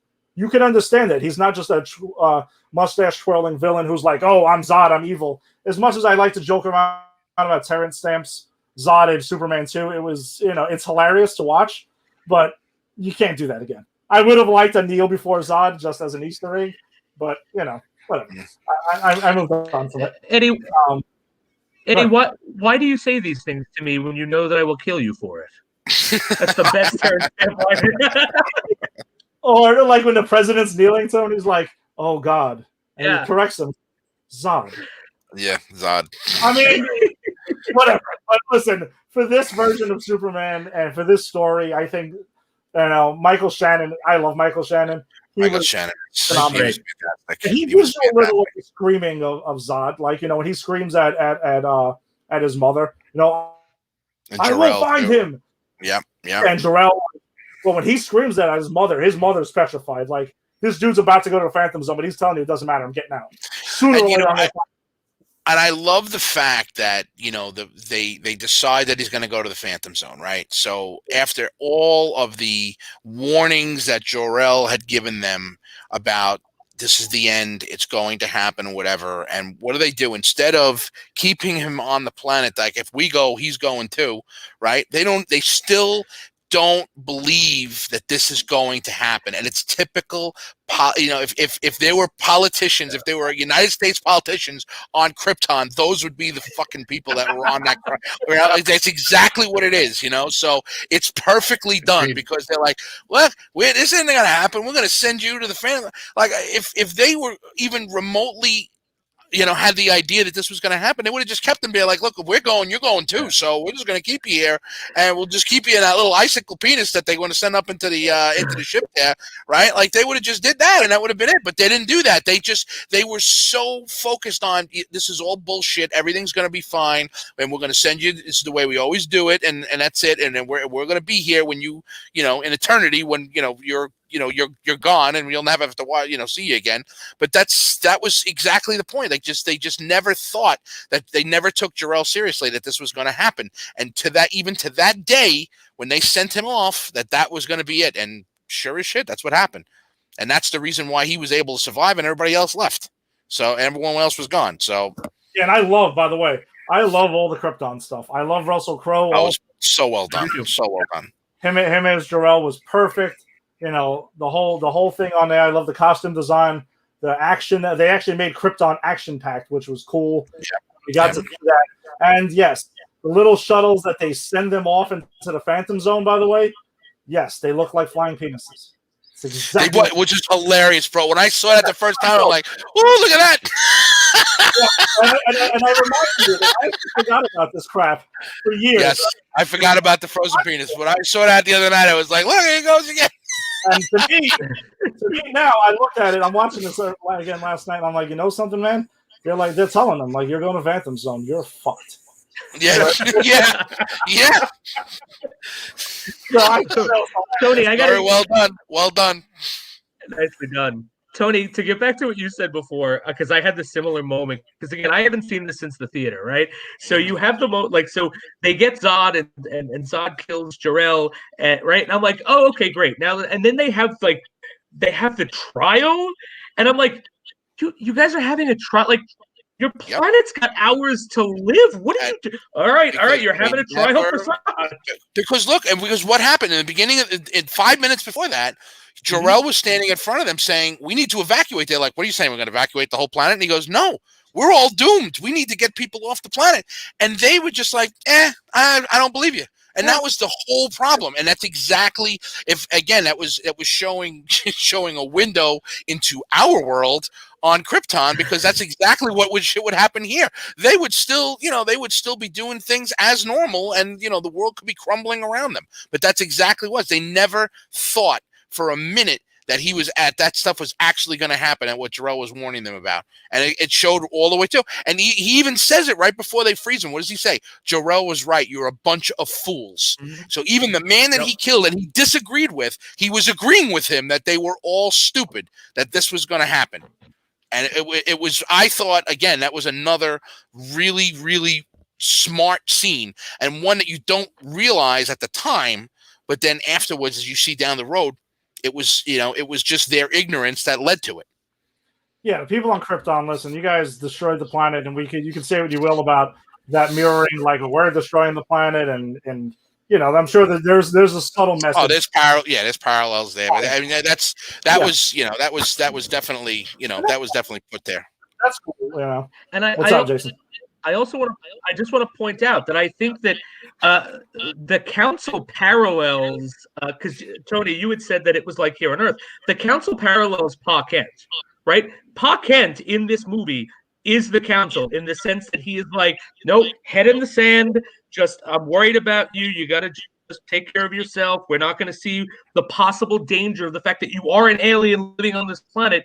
And if you hide yourself for the rest of your life and they find you out, they might destroy Metropolis. And I'm just saying, I think I added that in, but I think the movie's making the point that Pa Kent is wrong. And that's why I brought it up before. It's not that I just think I don't like this version of Pa Kent. I think the movie clearly tells us Pa Kent was wrong, because when Clark Kent finally meets up with Jor-El, Jor-El says to him, "You can save him. Go, save them." Exactly. And that if you remember the scene in the cemetery, right, when he's talking to Lois, he said, "My father died thinking that I shouldn't be doing that I shouldn't reveal myself to the world." And remember what he does afterwards. After Zod shows up, he goes to church and he talks to the priest, which is a great scene. That's a great, which is a phenomenal scene. And he doesn't. That is a great scene. The priest gives him the one thing: sometimes you have to take a leap of faith, and that was what Pa Kent was worried about all along, was that not having the faith that the human race was going to do the right thing. He didn't know that they were going to do the right thing either, but he took that leap of faith that they would do the right thing, and that he could show them exactly what he was supposed to do, and that was it. But I'll tell you, if you, and I know we're going to go over this in BVS, but the scene with Jonathan Kent in BVS goes to show you the projection that he had. His father tells him that story, and so on and so forth. It's where Jonathan's actually giving him good advice, right? And explaining to him, like, these, this is what happened to me, and it's not always going to be a positive ending. It's always, there's going to be, bumps in the road and so on and so forth. Mm-hmm. Or you're going to do something that you think is good and something bad is going to happen because of it. And that was actually very, very good advice, and something that Clark needed to hear at that time. But that was also his projection. He wasn't risen from the dead. That was all Clark having that conversation in his mind of how it would play out. And you'll see, and that's kind of the progression in the character of him coming from what Jonathan had been before to what he, needed to hear from Jonathan at that point. And that's people talk about, Zack Snyder and, like his visuals are great and his storytelling sometimes is slow and this and that. But I think that he does such a good job of delving into each of these characters and giving you such a huge window into who each one of them are as this movie is going on. I really enjoyed rewatching this. I really, really did. Yeah, another highlight for me though, compared, and again, it's hard to not compare it to, well, there's the Richard Donner Superman the movie and everything, is just that the way they handled his origin story just through flashbacks, and they just key points in it, which they show you how terrifying it could be for someone of his age to be encountering these things, and obviously it foreshadowed what Zod and everyone else was going to go through. I thought that was extremely strong, the way that they handled that, and I know how. What did I say that name? I can tell you why I said that name. She's in the damn movie. That's why. She shows up to the school. She talks to him, tells him how to hone in on it. Exactly. Right. That whole thing I thought was great. Yeah. So I think that was really strong. My issues with this though, that I've always had, they haven't changed really though. And then we'll try to go through some of the divisive scenes that I think a lot of fans have had. But my issues with the film were, a couple of scenes where I hear it's all downhill after the first kiss. I think that only applies to kissing a human. I thought that was kind of goofy and whatever. I mean, again, no movie's perfect. I'm not saying, I never have proclaimed Man of Steel to be perfect, but that was one thing I thought was kind of goofy. And then the girl at the end, just I think he's kind of hot thing. I thought was a little unnecessary and kind of, again, a little bit awkward. Like, it seemed like comedic things that just didn't land with me. I thought were just a little bit weird. And then you want to know where I hang my cape, when he's telling him at the end when he knocks down the drone. I don't know, whatever. Again, minor. It's funny because they're all in one section of the film, and I think those were like, lighter things to lighten things up that were kind of slipped in there.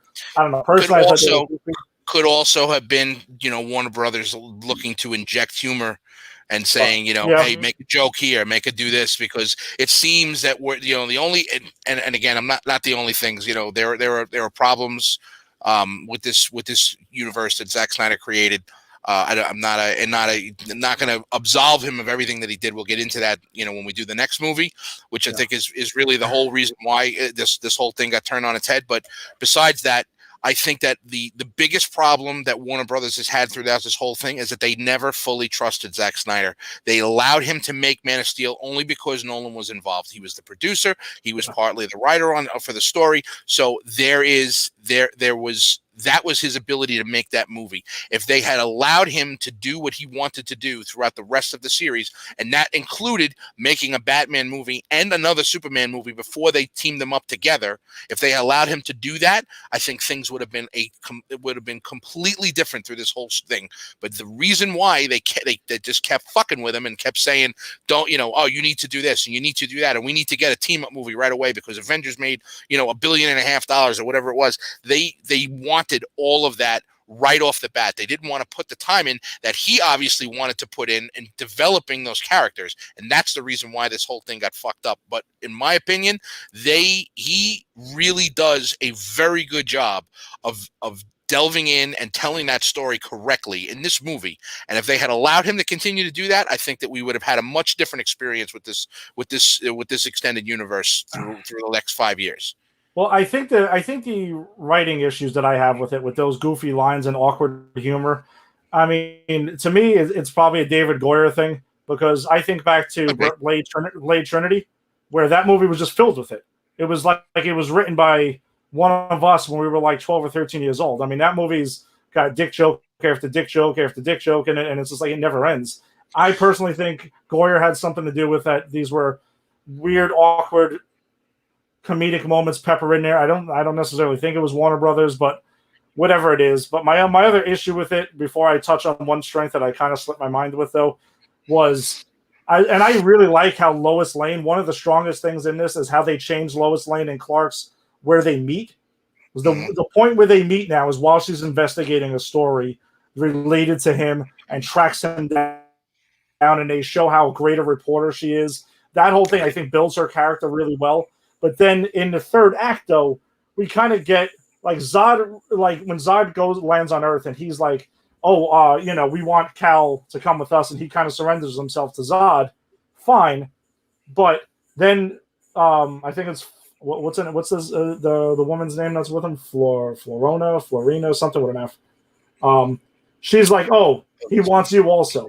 Why Lois out of nowhere? There's no point that they allude that Zod knows that they have a relationship. If he knew that, I can be like, all right, that's why he wants to hold on to her, see what she knows, and use her against him, right? Like every villain wants to do to every hero. That's never established at any point. So I thought that was kind of awkward. And essentially her getting on that ship is how the hell she saves the day with Jor-El's consciousness on that ship. So knowing to put the key in and pressing the thing. Yeah, that thing makes sense. You just had to kind of figure out, why did Zod request her to be? They go out of the way to say Zod requested her. And that's a problem I had too, is that there was no reason. Like, as you said, he didn't know they had a relationship, and he doesn't do anything with her. When they get up there, and he goes, all right, well, go put her somewhere where Jor-El will find her. We got to get this movie going on. Like, I wish they would have had just some sort of throwaway line about why he wants her there. Yeah. I mean, it also could be. Remember that they were looking for the codec, right? So at that point, they could have said that he could have known, or he probably did know that she had done the investigative work to get him, she had done the investigative work on him to find out who he was, because she was really the only person who knew who he was originally. So it could just be the fact that he was looking for the codex. So anybody who could have any information, he wanted them on that ship. And that he, by the time that they freed him, that they had, they obviously weren't done with him. It was just, she figured out the thing with the command key, and Jor-El got them out of there. Now, do I think that they should have put something in there? Absolutely. But there is a way where you can kind of connect the two there. Not like in the movie we talked about last week, where, you have to touch the person and all of a sudden you're on fucking TV. So, I mean, there's no connection there. Whereas this is, you can see where it was going or why it possibly could be, but they never actually give you the reason why. No, I think it's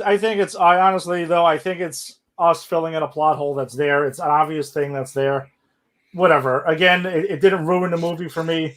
It does hold it back from being even more than I thought, but I thought it was a kind of a goofy thing that's there, because literally she's only aboard that ship. I get why the story needed her to be there, but it doesn't really make sense how Zod knows any of this, like anyone. She literally just handpicks her. So obviously Zod told her to go get her specifically, but we don't ever really learn exactly why.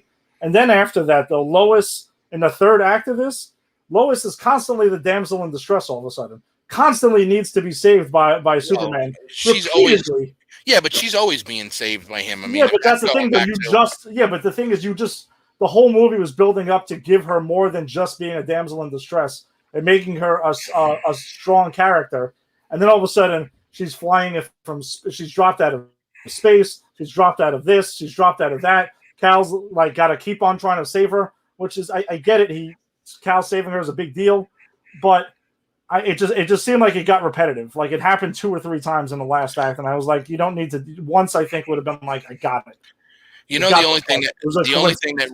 only thing that really pissed me off and it didn't piss me off. The only thing that really bothered me, I guess, about all of this is that throughout this whole thing, he left her in the middle of that dust field, right? When her and Zod started to go, these two guys are flying around the freaking city like you wouldn't believe. They're going through buildings, they're this, that, and the other thing. You don't know where they are, what they're, and for the 3 minutes that they're inside the freaking terminal, right? Inside Grand Central Station, I guess, because that's what it looked like. She appears out of nowhere. She just walks in. Yep. She just walks in. What'd she do? What'd she do? Hail a taxi and get down there? Did she call an Uber? Like, how the hell in the middle of a war zone did she end up from the middle of the dust field to standing in the middle of Grand Central Terminal? And Ed, you know as well as I do, even if you walked into Grand Central Terminal, you wouldn't even know what the hell entrance to go in, where they are, how they got. Like, that's the one thing that I could say. Like, I'm like, oh, this is ridiculous. Like, she just happens to walk in the one entrance where they happen to be, right? Yeah. That there's nothing blocking or anything like that after they flew through the freaking ceiling. Like, that's the only thing about it. I'm like, that's absurd. Yeah, Like that's Lois, literally absurd. I'm in a movie about aliens and a movie about Superman. The most absurd thing is that in the middle of this war between these two super beings, she just happens to walk in the door and down the stairs, and there he is. well, that's what I'm saying. I think in that third act, Lois seems to be appearing very conveniently for things to kind of just happen, and that's one thing I think is kind of weird. And again, it's not something that ruins it for me, but it is very bizarre, and it keeps happening over and over and over. But she didn't even have. I can understand he had to save her out coming out of the ship because she was on the ship. First of all, she shouldn't have never even been on the ship because there's no reason why. Yeah, the story had a reason for her to be there. Well, I gotta put the key in. I can handle that, right? Yes. Like there was no reason for her to be on the ship, but that's fine. Okay, she's on the ship. She falls out the back. He flies. He saves her. He brings her down. Whatever. Okay, so that happens. But there was no reason why she had to be. But he saves her again, though. He saves her again when she falls out of some plane or some shit like that again. That's what I'm talking about. Well, no, that was what I'm talking about. No, there's the ship when they're escaping Zod's ship, and then he saves her from falling again. Yes, that was the time I'm talking. That's the time I'm talking about. When she was on, part I thought was like, what? When she was on the C-17, when they were going to drop this, they were going to, put the Phantom. Right, like, okay, first of all, she should never have been on that plane before. There was no reason for her to be on that plane, but she's on the plane in the army fatigues too, which I thought was hysterical. They let it change. Now she's like an auxiliary army soldier. Now she's going to go on the plane, but so she falls out. He saves it, but he leaves her in the middle of ground zero, essentially, where there's just nothing. Yeah. And then, but she didn't have to be in the train station. That scene would have been. It should have been agreed, but that scene would have been more impactful if that he does what he does, right? And he has to do it, okay? And he does what he does because he realizes, because he says, and and again, it's these little throwaway lines sometimes, but he says, "Don't do this," right? He's telling him, "Don't make me kill you," right? And he says, he says, "Never." And he realizes this is never going to stop, that I have to do what I have to do. And he does it. The scene to me would have been more impactful if he does it and he's just kneeling there with Zod in front of him, right? And then the imagery is, I alone had to make this decision, and I did it. And I did it for the reason that I had to do it, right? That to me would have been more impactful. She didn't have to be there. There was no reason for her to magically appear on anyone and come there and console him. That was no reason for that. It should have been, I made my decision. I had to do, this was a decision I had to make, and it was I alone that had to do it. And it would have been just him there, the imagery of him kneeling on that floor, looking at Zod, seeing what he had done, and looking at the decision he had made. That to me would have been more impactful instead of her whisking in out of fucking nowhere. And then that would have been, and that's the scene. That's the only problem I literally have. And it's not just the fact that it's her or whatever, the ridiculousness. It was the fact that there was no reason for her to there. And the scene, in my opinion, would have been better without her being there. Yeah. And that's Tony, what I'm getting from you is. Go ahead, Jason. It's something you said last week, and you said this the first time we talked, is you are good with any logic a movie sets up as long as it lives by its own logic. And that's what it sounds like this issue you have. Yes, absolutely. The logic of the movie is Lois Lane is set somewhere. How does she magically get someplace else? If they said Lois Lane now has superpowers because Krypton, okay, great. That's it. That's how she's there. But they didn't. Yeah, exactly. If you set if you're going to put me in the middle of a world and you're going to set your rules, I'll live within those rules. Okay, as long as it makes sense. Don't start making up new freaking rules in the middle of the film. That's the thing that's where shit goes crazy. And in my opinion, that's where Suicide Squad goes crazy, because you got shit that's just all over the place. In this film, you play by a certain amount of rules, and they did that for 2.5 hours. They did it. It was that last 3 minutes of the film that was just like, that's where it just did not have to happen. The better scene is just him and Zod, and that's it. It was the two of them who were going to fight. It was going to be the two of them. It was either going to be one or the other. He says in the middle, this is going to end with either I'm dead or you're dead. It's going to be one or the other. And he knew that was going to be the case. There was going to be no talking him out of it. So it had to happen. and he knew it had to happen. But it should have been him by himself because it was his decision. He had to make it. He made it. It should have been just him on that floor with Zod with Zod's body. Yeah, well, one of the other big strengths we were going to move on to the divisive scenes that fans seem to have, but you kind of mentioned a pretty big one there. We'll touch on that in a second, but I think another thing that Gil brought up too, and that is one I wanted to mention, it was in my notes, was the score. Hans Zimmer crushed it in this movie with the score of it. I love the first flight theme in there, and like that whole thing.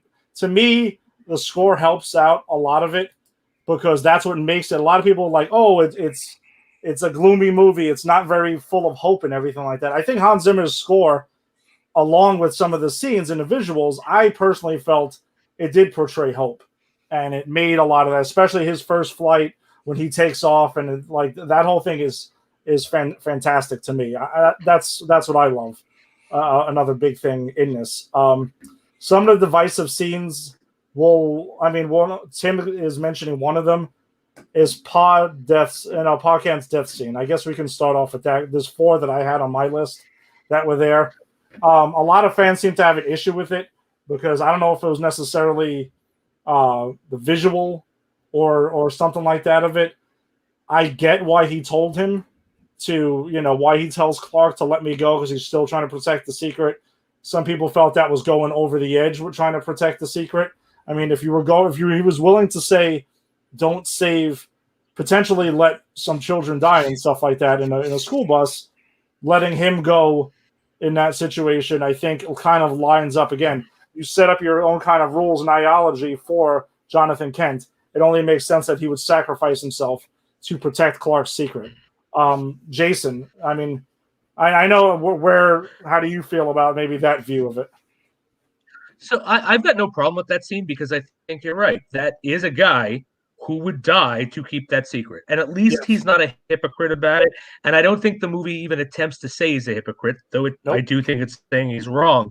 And I also want to say that it's probably the best thing that could have happened because had Pa Kent lived to when Zod showed up, he'd have been like, no, Clark, no, just let him destroy Earth. We don't want to give away your secret. Let him kill everyone. You could go elsewhere because I think that's the kind of like mentality he had by any means necessary. So I don't have any problem with it. I think it was kind of weird that he was like about to be sucked up into a tornado and kind of went and got sucked up. Like I wish there was more of like, I mean, I'm being sarcastic, but there wasn't much of a reaction from Pa Kent in being actually sucked up. But I mean, that's such a small thing. I have no problem with that scene. I think actually it makes sense with the world they built. Yeah, and I think, Tony, you'll agree that. I mean, because we kind of touched on it in both of our parts, is that, I mean, when you set up his ideology to let a school bus of children potentially die, you would be like, I'm going to sacrifice myself. And like Jason says, it's not going to be hypocritical. I'm going to live by my own thought. I agree. I mean, he as a father will tell you that you will do anything to protect your children. And that's exactly what he did. He was willing to die. Exactly what Clark said to Lois in the cemetery. My father was willing to die or died with that feeling that he needed to keep his secret from everybody. But I do want to say that there are times in this movie, and more than one time, where Jonathan tells him that you are going to be the one that has to make that decision. Yeah. So what Jonathan was telling him, and the reason he put his hand up like, no, don't do it, because now is not the time. You are not ready to make that decision whether or not you want to. And you're not doing it for the right reason. You're doing it because you need to do it, not because you have, you have to do it because you're ready to do it, not because you need to do it. So that to me made sense for that scene. Now, the scene itself, him going back, and this has nothing to do with dogs. You know that I'm a huge dog lover. For him to go back in the middle of a tornado to try to get the dog out of the car is not the way that scene should have been written. It should have been that he was going back for the kid, or he was going back to, get somebody who had fallen or something had been on the top of them. That would have made the scene more impactful. It has nothing to do with the fact that it's a dog, but he should never have been going back and risking his life to get the dog out of the car. Okay. It should have been about a child. And that's it. And but the thing is that when you have children and you have a family, that is your first priority, to make sure that your family is protected. I understand the dog is an extension. No, they were of that. safe. No, but they were safe though. His family was safe. He knew that. Clark was with them. That was fine. But the thing is that by not going back to be with them to make sure, and I guess I understand that he knows that Clark can obviously protect Martha, but as the paternal instinct is to protect your family, is that you make sure that you're with your family and that they are safe, that you know where they are, and that that you're with them. So I get to that point. I would have changed just that portion of it, just that again, it would made it more, like, there's Jonathan. He's helping someone that had fallen or had gotten stuck, or there was when he picked up the child eventually, and then he hands the child to Clark. Like that was the scene that would have been like that would have that he would have gone that close to the tornado to save it, to save a child or whatever the case may be. And again, that's just the fatherly instinct, and that's it. And that's just my take on it. I had no problem with the scene of the fact of is that it happened, how it came on. They lived in Kansas, so that shit happens all itself. I feel like that is, the way I would have done that scene. And of course, hindsight is 20/20 because I've seen the movie 10 times now. So, but that's the way I would have done it. Yeah. So Tim's points that he's pointing out here are, and I know Tim is lukewarm on Man of Steel, at best, I think. If Clark can fold up an 18-wheeler, which he does early in the movie, when that drunk guy is messing around with the waitress, and he can put it on telephone poles that nobody's seeing him, how could he have saved Pa Kent without being seen? My answer to that is simply that there was not a crowd of people outside of the bar waiting around and hanging out, and then he just did it in front of them. There was essentially an audience of people that Clark would have had to do it in front of them to save it. So that would be my answer. And I would also argue that the fact that he's also much older in that scene where he folds up the 18-wheeler. He's an adult, whereas where they're obviously portraying him as a 16 or 17-year-old kid in that scene where he's basically fighting with his dad, and then he's so angry that he takes out his aggression on the truck. Instead of beating the shit out of the guy, he goes outside and he takes his aggression out of the truck, which, as you said, was in the middle of an empty parking lot. So, I think that.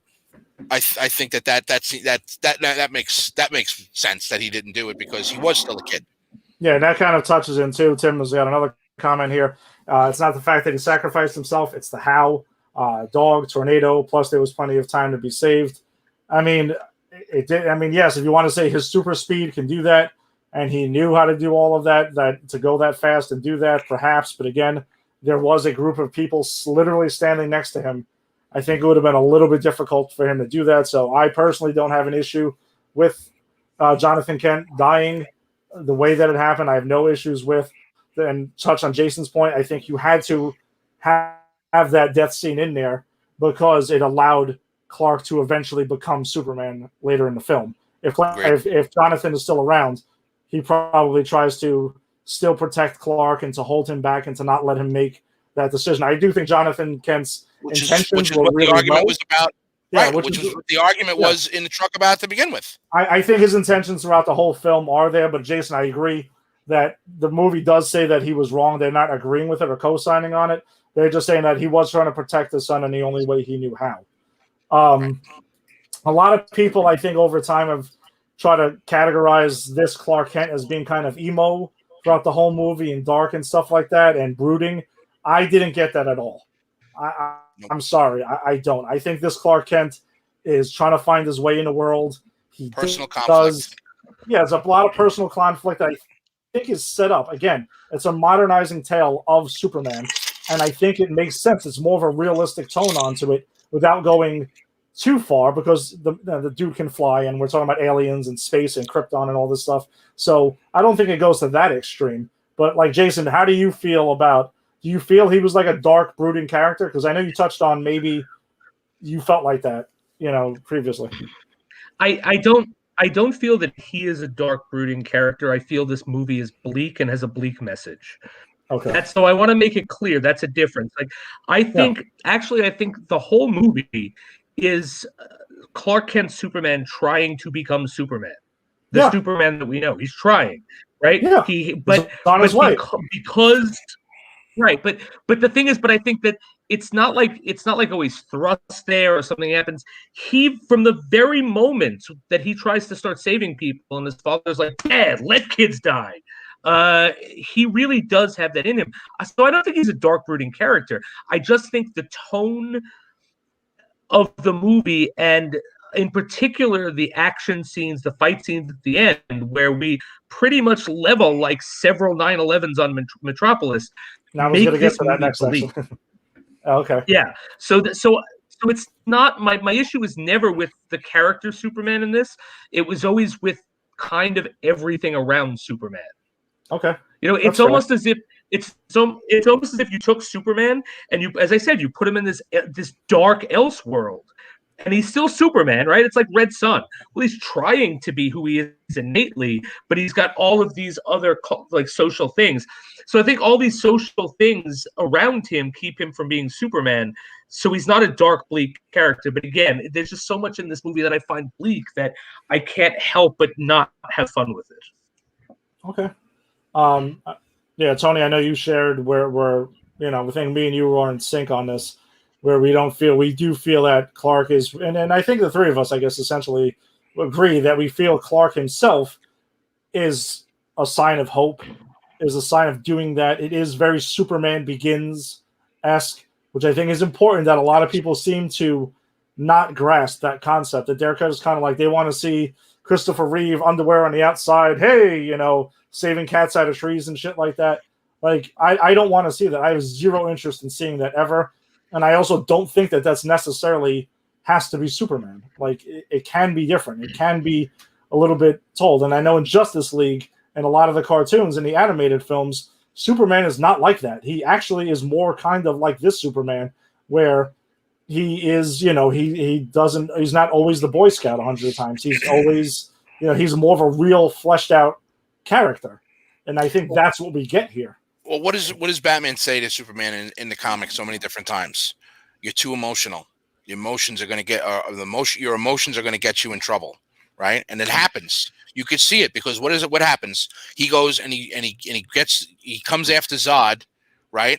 He saves Lois out of the pod from the ship, and then he sees that his mother is in trouble.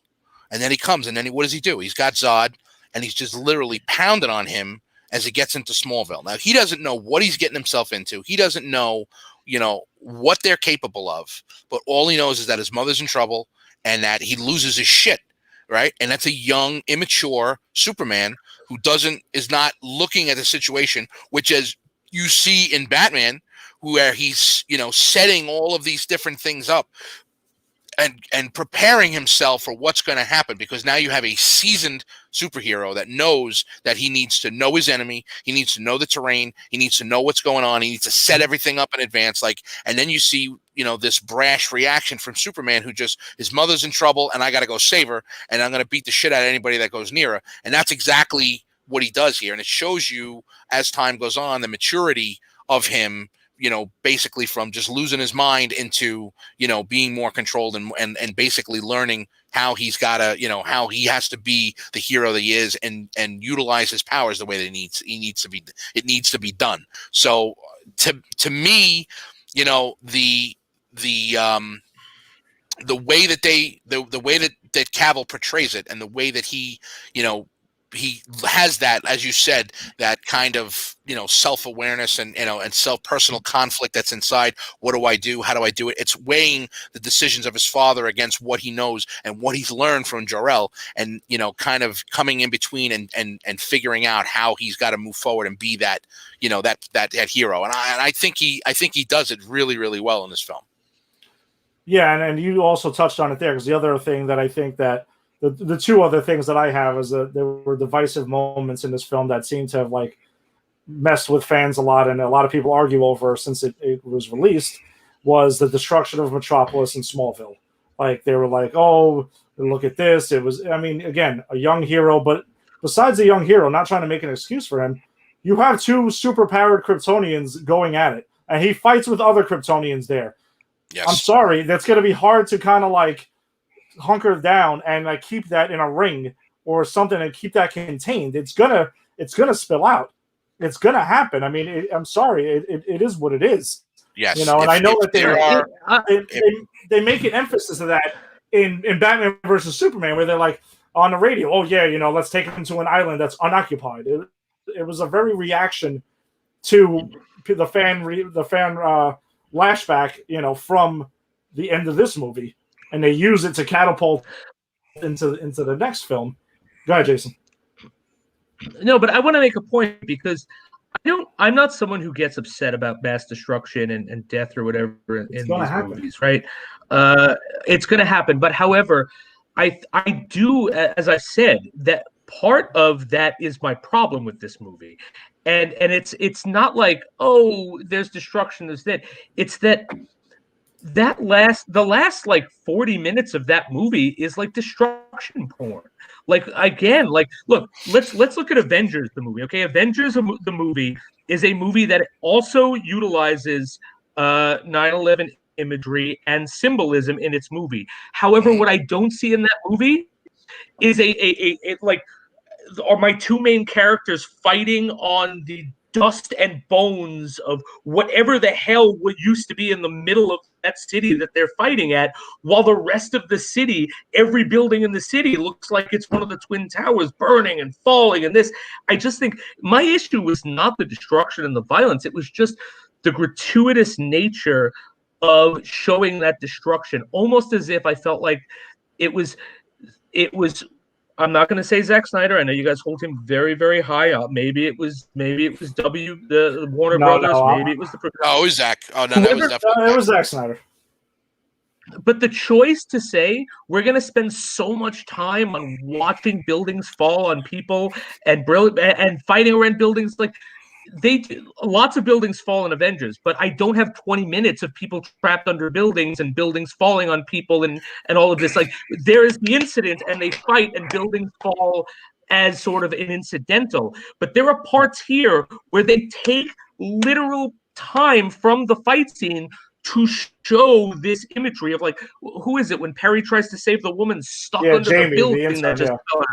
It's just they make a choice to go super gratuitously violent and bleak, and that's my problem with it. It's not that shit gets blown up and buildings fall. Hey, it's a superhero movie, man. I lived through Age of Ultron in the comic book or in the movie.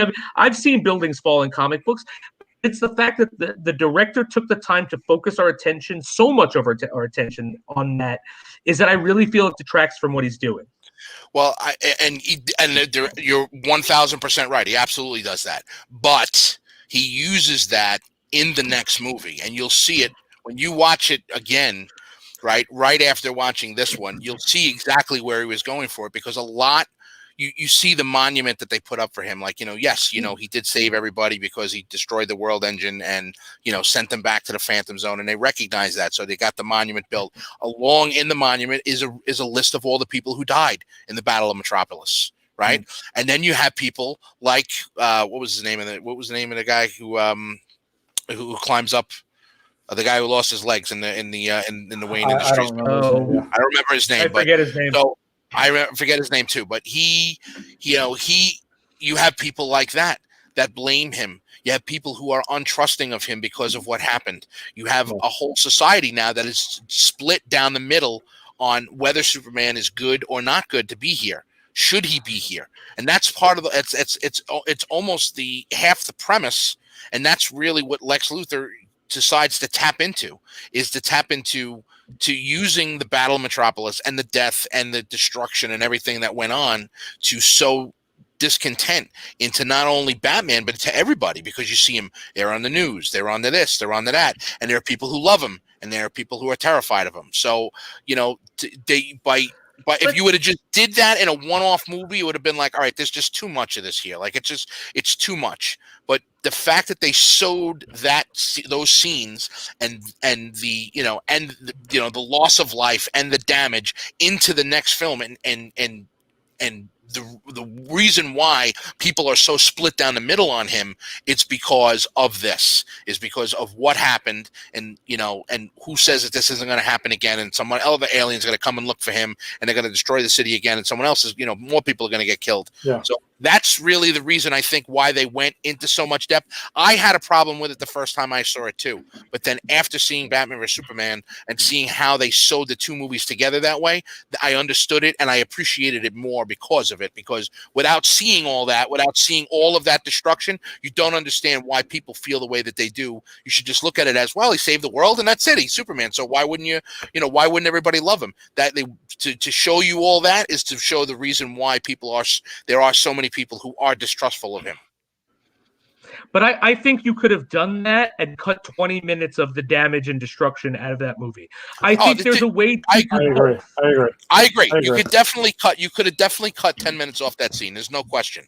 I think that just the two of them going through building after building after building after building. Yes, it was definitely.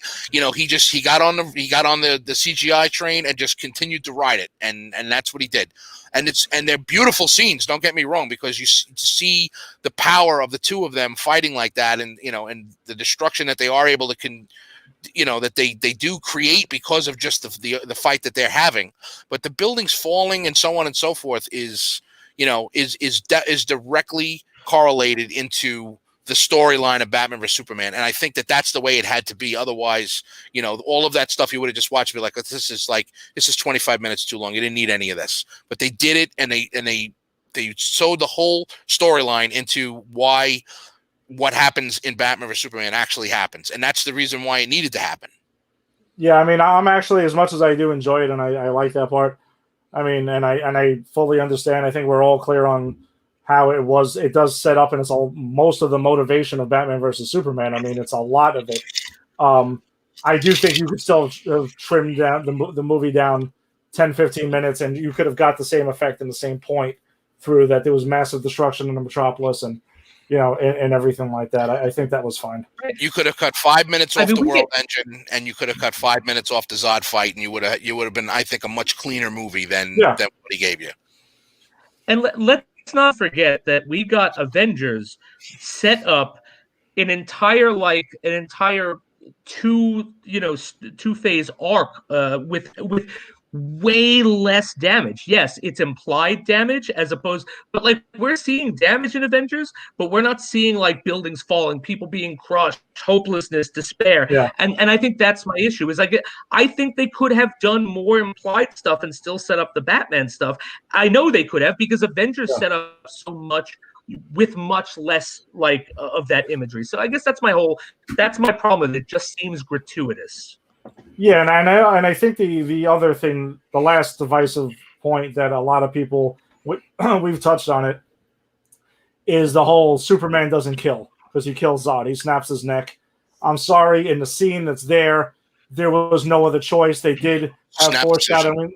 They have a foreshadowing for it earlier, saying it's either going to be me or it's going to be one of us is going to go. And he sees he's about to friggin' laser eye these kids and his family, and he knows that Zod's not going to stop, and they hammer it home. Zod keeps telling him, "We're gonna just kill all of them. We're gonna wipe them all out. I'm gonna wipe them all out. I have no people to live for. I have nothing to lose anymore. This is it." And he has to make that decision. And yes, no pun intended, a snap decision that he has to take Zod out there. So it seems like none of us really have an issue with it. I think that's why I've never had an issue with it. I agree with you. I never had an issue with it. It was a decision that he had to make. Yeah. He made it. It was, like you said, pardon the pun, but it was a snap decision, but he had to make it. And you heard him say it. He gave him the opportunity. He said to him, "Stop this. Yep. Don't make me do this." And he said, "Never." And at that point, he realizes he's not going to stop. He's never going to stop. And he was right. It was only going to be, it's the only way this ends is if one of us is dead. And Zod was so mad at him for sending them back to the Phantom Zone and basically crushing the idea that he would never be able to restore Krypton, that he said, "What am I going to do? I'm going to torture these people that you love so much." And that was it. And he knew that was the only solution was to do it. They had the same problem, with in other movies where Batman doesn't kill and this one doesn't do this and this one doesn't do that. You know what, bro? This had to be the case in Batman Year One in the comics. He did what he had to do. It was a different time. So this whole fairy tale of Superman is too good to kill. No, Superman is going to save humanity, and he's going to save people's lives. And if this is the decision he had to make it. And I thought it was a great scene. Other than, like I touched on before, I thought it was a very good scene. Yeah. We'll get more into superheroes killing and whatnot next week when we talk about Batman versus Superman: Dawn of Justice. Jason, did you have anything to add to the wrap up of Man of Steel? You know what? I got just one question for you guys, and then I got nothing more to say about this movie. If Zod actually took Clark's mother up on that ship and then went on and said, "All right, everyone, I have Martha here," do you think we'd get Batman in this movie, or do you still think no? Do you think the Martha Club would have joined early? Oh man, that's a really interesting point. That's a tough question. If somehow Bruce would have been able to know that her name was Martha, absolutely. Then I think the movie just continues. That's it. Batman shows up. He goes up to Zod's ship. Rex house. Yeah, we get the warehouse. And I'm thinking Zod is literally going, "I have Martha, Clark," and Bruce just goes, "Martha? Why did the TV say that name?" And there we go. Well, I'm sure we're gonna have plenty of Martha talk next week when we dump into that. And by the way, it will be Batman versus Superman: Dawn of Justice Ultimate Edition. We are not rewatching the theatrical cut because that does not exist anymore. It does not exist. Whatever we talk about next week with that will be regarding the theatrical cut. If you have not seen it, I think we could all say that it is better than the theatrical one. So check it out. Come back next week. See what we have to say. Jump into conversation. Go ahead, Jason. No, a little bit. Well, we'll find out a little bit more about that next week. All right, so I think we'll wrap this thing up then. So I think we'll go ahead. We'll wrap it up. We'll next week we'll be back. It'll probably be Tuesday night or Wednesday night. We'll chat about it and we'll let everyone know what's going on. For those who joined the Granny's Peach Tea Facebook page, thank you so much for joining. I think we're at like 80-something members right now. Please share it out. Invite more people. Tell your friends. It's okay. Let them know. Come on, join the conversation. And check out the show every week. We really appreciate it. Check out popculturepros.com. Check out if you like wrestling, we got the Just Too Sweet show. If you like the Mets, they got the Put It in the Book show. If you like the Yankees, there's the guy who hosted who's really cool. He's with Tim, the Empire 161 show. You got the A to Z show on here with Eric, who's going ahead and interviewing a lot of nurses right now and first responders. So that's really cool that he's getting to do that. You got the Kyle and Jada show. Jada was on earlier commenting on our WandaVision theories. He seems to be in sync with us and all in on our Agatha Harkness stuff. And what else you got there? Am I leaving anybody out? You got the Four Quarters show along with Dave. So enjoy it. Check them all out. Follow, share, do whatever you got to do. Thank you for joining us. And we'll see you next week.